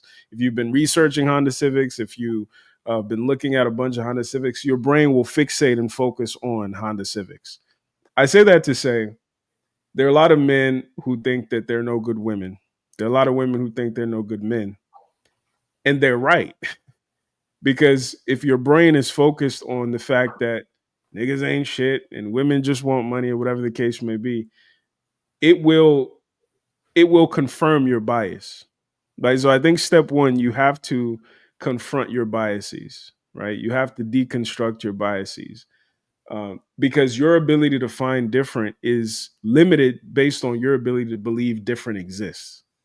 So that's number 1. And then after that, you then have to consider if you qualify for the job that you're looking for, right? Do I want a 6-figure job at Apple? Do you have the resume? Because now you can go on Indeed, right? And you can see the 6-figure jobs. You can see they're available. But now, do you have the resume? Which means that you have to then consider yourself from the perspective of the job. You have to consider yourself from the perspective of the man or the woman that you want. And then you have to confront whether or not you actually want them. Because I think some people really don't want these good people that they claim they do. They like the idea of it, right? But like this process will force you to actually confront, do I actually want a 6-figure man? Probably not, because I like quality time is my love language. He travels a lot for work. He's going to be managing a lot of people. That's probably not going to work. Maybe I need a different type of man. So then you have to confront some of those realities. And then I think after that, you have to trust it, right? I heard this lady give women advice saying that you find a man whose train is going in the direction that you want to go in life, and you get on the train. I think in our community in particular, because of that fundamental distrust between us, men and women, women feel the need to be at the driver's seat of the man's train. And the reality is, there are a bunch of songs talking about it. You can't raise a man, you can't change a man. So whoever he is, or whoever he aspires to be for himself, is the best he's going to be, right? This idea that we have that you can inspire a man to want better for himself than he's shown he's wanted before you, it's fiction, right? So, like I said, it's going to force you to confront if you actually want what you think you want. And it's also going to force you to confront, like, what are you attracted to and why? Right? Are you attracted to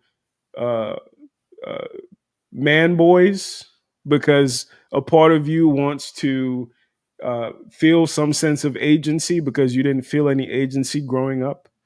Are you attracted to man boys because they're easier to control, they're more emotional, they're more exciting, they're more volatile, they're more unpredictable? Do you value novelty over safety? And that's something you're going to have to confront. For the men, I would say number one, watch the Yellow Flag series. I think it's pretty good. But I would also say,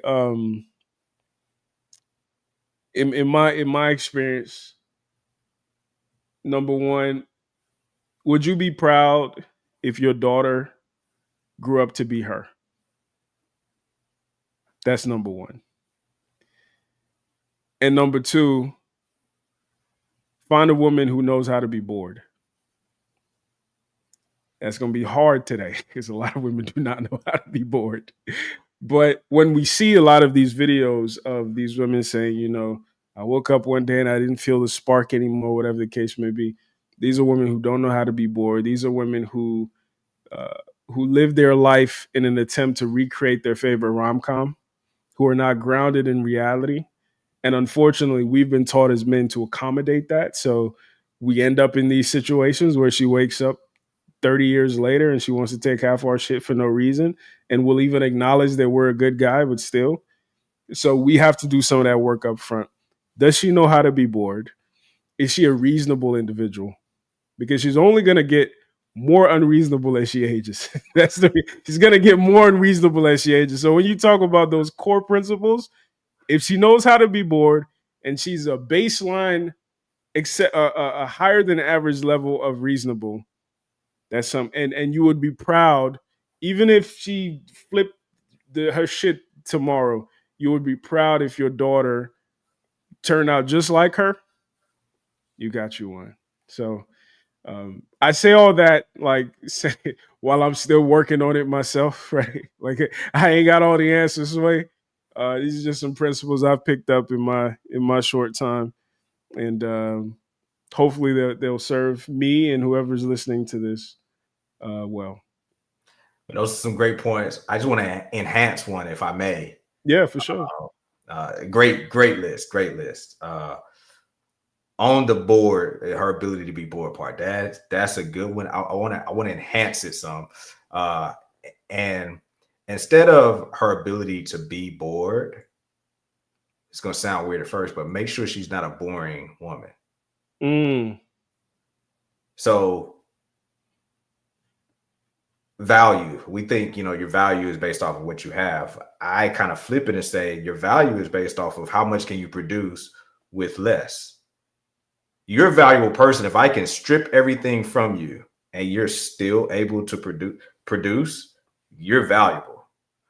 like from a, you know, like you're a content creator, and if I give you the dopest, you know, cameras and lights and you got all the cutting edge equipment and you could produce, that's one thing. But what if I said, yo, Obi, you got a phone and a notepad to write down some notes. What can you cook up? And you can cook. I can strip you of stuff, and you still can produce a dope kind. Like, yo, you're valuable, resourceful. Yep. So likewise, in terms of instead of being bored, you're a boring person if you need a lot to be entertained. You're a boring person if we have to be going to the show and have to be going out and on a yacht in Dubai in a thong. If she's constantly saying I'm bored, it's not really that she's bored. She's a boring person. So boring people are bored.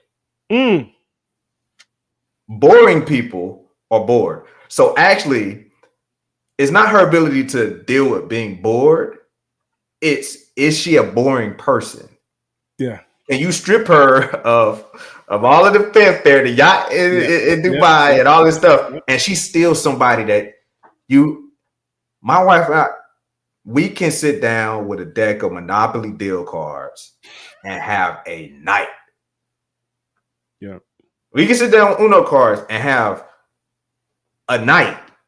Laughing and joking. And some of this is obviously is our age, right? You know what I mean? But we can, you know, when everybody was talking about the $40 date stuff, you know, I was like, I bought some canvases from the, you know, from Walmart and some paint stuff. We sat in the park and we painted on the canvas. Like, you could date with $40. I told you dating is for married people anyway, right? This boring. If I had a woman that was like this boring, no, you boring. You can't be entertained by, oh wow, this is something we haven't done. We was just sat in the park with some canvases and you know, just painted the stuff that we saw out there. We've never done that before. This is right. So yeah, what say you, man? That's big facts, and it brings me back to a point that I try to make every single opportunity I get. Men, we have to, and I'm talking to myself too. We have to come to terms with. We have to become well practiced in distinguishing between if we like her or if we're attracted to her. Men do not make that distinction. I have not made that distinction in my past. And unfortunately, I think a lot of the things we talk about like infantilizing women, expecting women to be good people, seeing the best, and even blaming ourselves for some of her shortcomings, because, you know, the narrative is, you know, the version of her you get is based on you and what you bring to the reality is, the quicker, you know, some more crass people would tell you, you know, you should relieve yourself before going on a date so you can lift those rose-colored glasses. But the best advice I can give, the thing that I'm trying to practice more than I preach, is expediting the process of demystifying the woman. Because if you still are operating based on your attraction, you will make every concession, you will make every excuse, you will make every accommodation that muddies your ability to distinguish between if this is a nice looking woman or if this is the woman for you. Because when we're talking about like, is she able to be bored? Would you want to be stuck in the house with her on a rainy day when there's nothing to do and she's on her period? When we're talking about those for 12 months during COVID, you have to really get to the core of, do I actually like her? And the reality is, and I can speak from experience, like you see on social media sometimes, people will talk about, you know, there's nothing worse than when you stop liking your girl or something like that. The reality is you never did. But that trial period, that honeymoon period, that rose-colored glass period when you hadn't seen her ass from every single angle, and you hadn't seen her titties through the menstrual cycle, and you hadn't seen her without makeup, and it was still all shiny and new. That hedonic attraction was still there. But the quicker we can get to the point where we can literally see her as a person and consider her as a person with us as a person, because we also have to get into the practice of seeing ourselves as people. I think a lot of these problems that we run into, especially as men navigating women, would not exist, because the reality is there are a lot of men who are with women that they genuinely do not like, but they're attracted to. And there are a lot of men who are with women who genuinely do not like them, but she finds security in you. She finds comfort in you. She finds familiarity in you. She's supposed to like you because you check off certain boxes on the good man criteria list. So, like, I think one of the opportunities for us as a generation is really demystifying a lot of these things and getting to the core of, like, yo, do I actually like her? I like how she looks. I like how she smells. I like how her titties feel. Do I like her as a person? Are we friends? I like the time we have when we go out, but most of your life together isn't going to be in going out.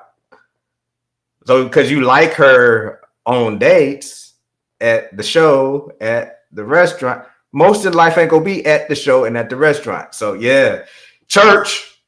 I like how she makes me look. I like how she makes me feel.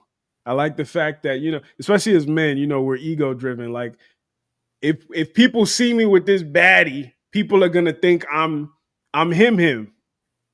But you really have to get past that and understand that, like, yo, do I like her? Do I like how her mind works? Does she fascinate me, really? Or is the fascination just based on my superficial fixation? Let me call it that. In the short, it's like when you get a new iPhone and you're going through all the settings. Is it just that, or do I genuinely like, yo, this is like buying a medieval book and I can't wait to read new pages, or I can't wait to reread this mug? But again, a lot of us, including myself, and I'm speaking for myself, a lot of us are not in practice making that distinction, unfortunately. Let the church say amen. The church say amen. Listen, appreciate you, brother. Any final thoughts, man? Closing statements for the people. I think we left them a couple of gems to put in their wardrobe. Yeah, count the costs. As we talk about doing the math, yeah, you got to count the cost. You got to take inventory. You know, a lot of this inventory starts with self. As much as we think the relationship conversation is external, given even like this last, question, and I trust and I believe we did give some, pointed answers on vetting and how to look externally. That's step 2. I think that might be one of the core problems that we have is, we're vetting externally. So I love, even in your last share, the accountability of like, yo, this is an area that I have to work on, right? Is like, just asking ourselves why, doing the introspection of like, okay, I say I want this. Well, why do I want that? I say I like this. Well, why do I like that? And just keep asking why. Well, I like it because it makes me feel good. Well, why does that make you feel good? Right? And why? Well, why? And so count the cost. And as you're counting the cost, you got to take inventory and counting.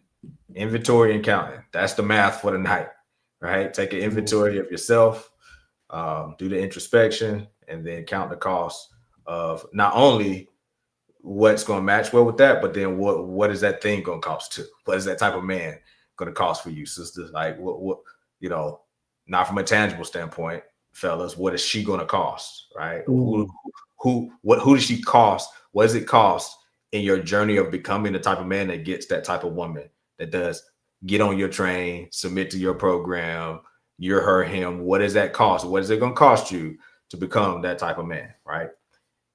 Inventory and costs. Absolutely. Listen, appreciate you, brother. For everybody watching, again, if you haven't, please hit that like button so this gets shared to the algorithm. Appreciate you guys tuning in. Instagram did not cut us off today, so I don't know if they updated it to accommodate more time. But appreciate everybody watching on Instagram. Please click the link in the bio. Go subscribe to our YouTube. That's where the magic happens. Go check out the Yellow Flag series. Go check out episodes 1 through 3 of this conversation with myself and Mr. James Penn Jr. Again, thank you, brother. Appreciate your wisdom. Appreciate your participation on this journey that we're kind of co-creating together. We don't know where we're going, but we're trying to deconstruct and reconstruct something really important, especially to our people. So I appreciate you, man. Yes, sir. Yes, Appreciate sir. you. Appreciate you guys tuning in. Catch us next week.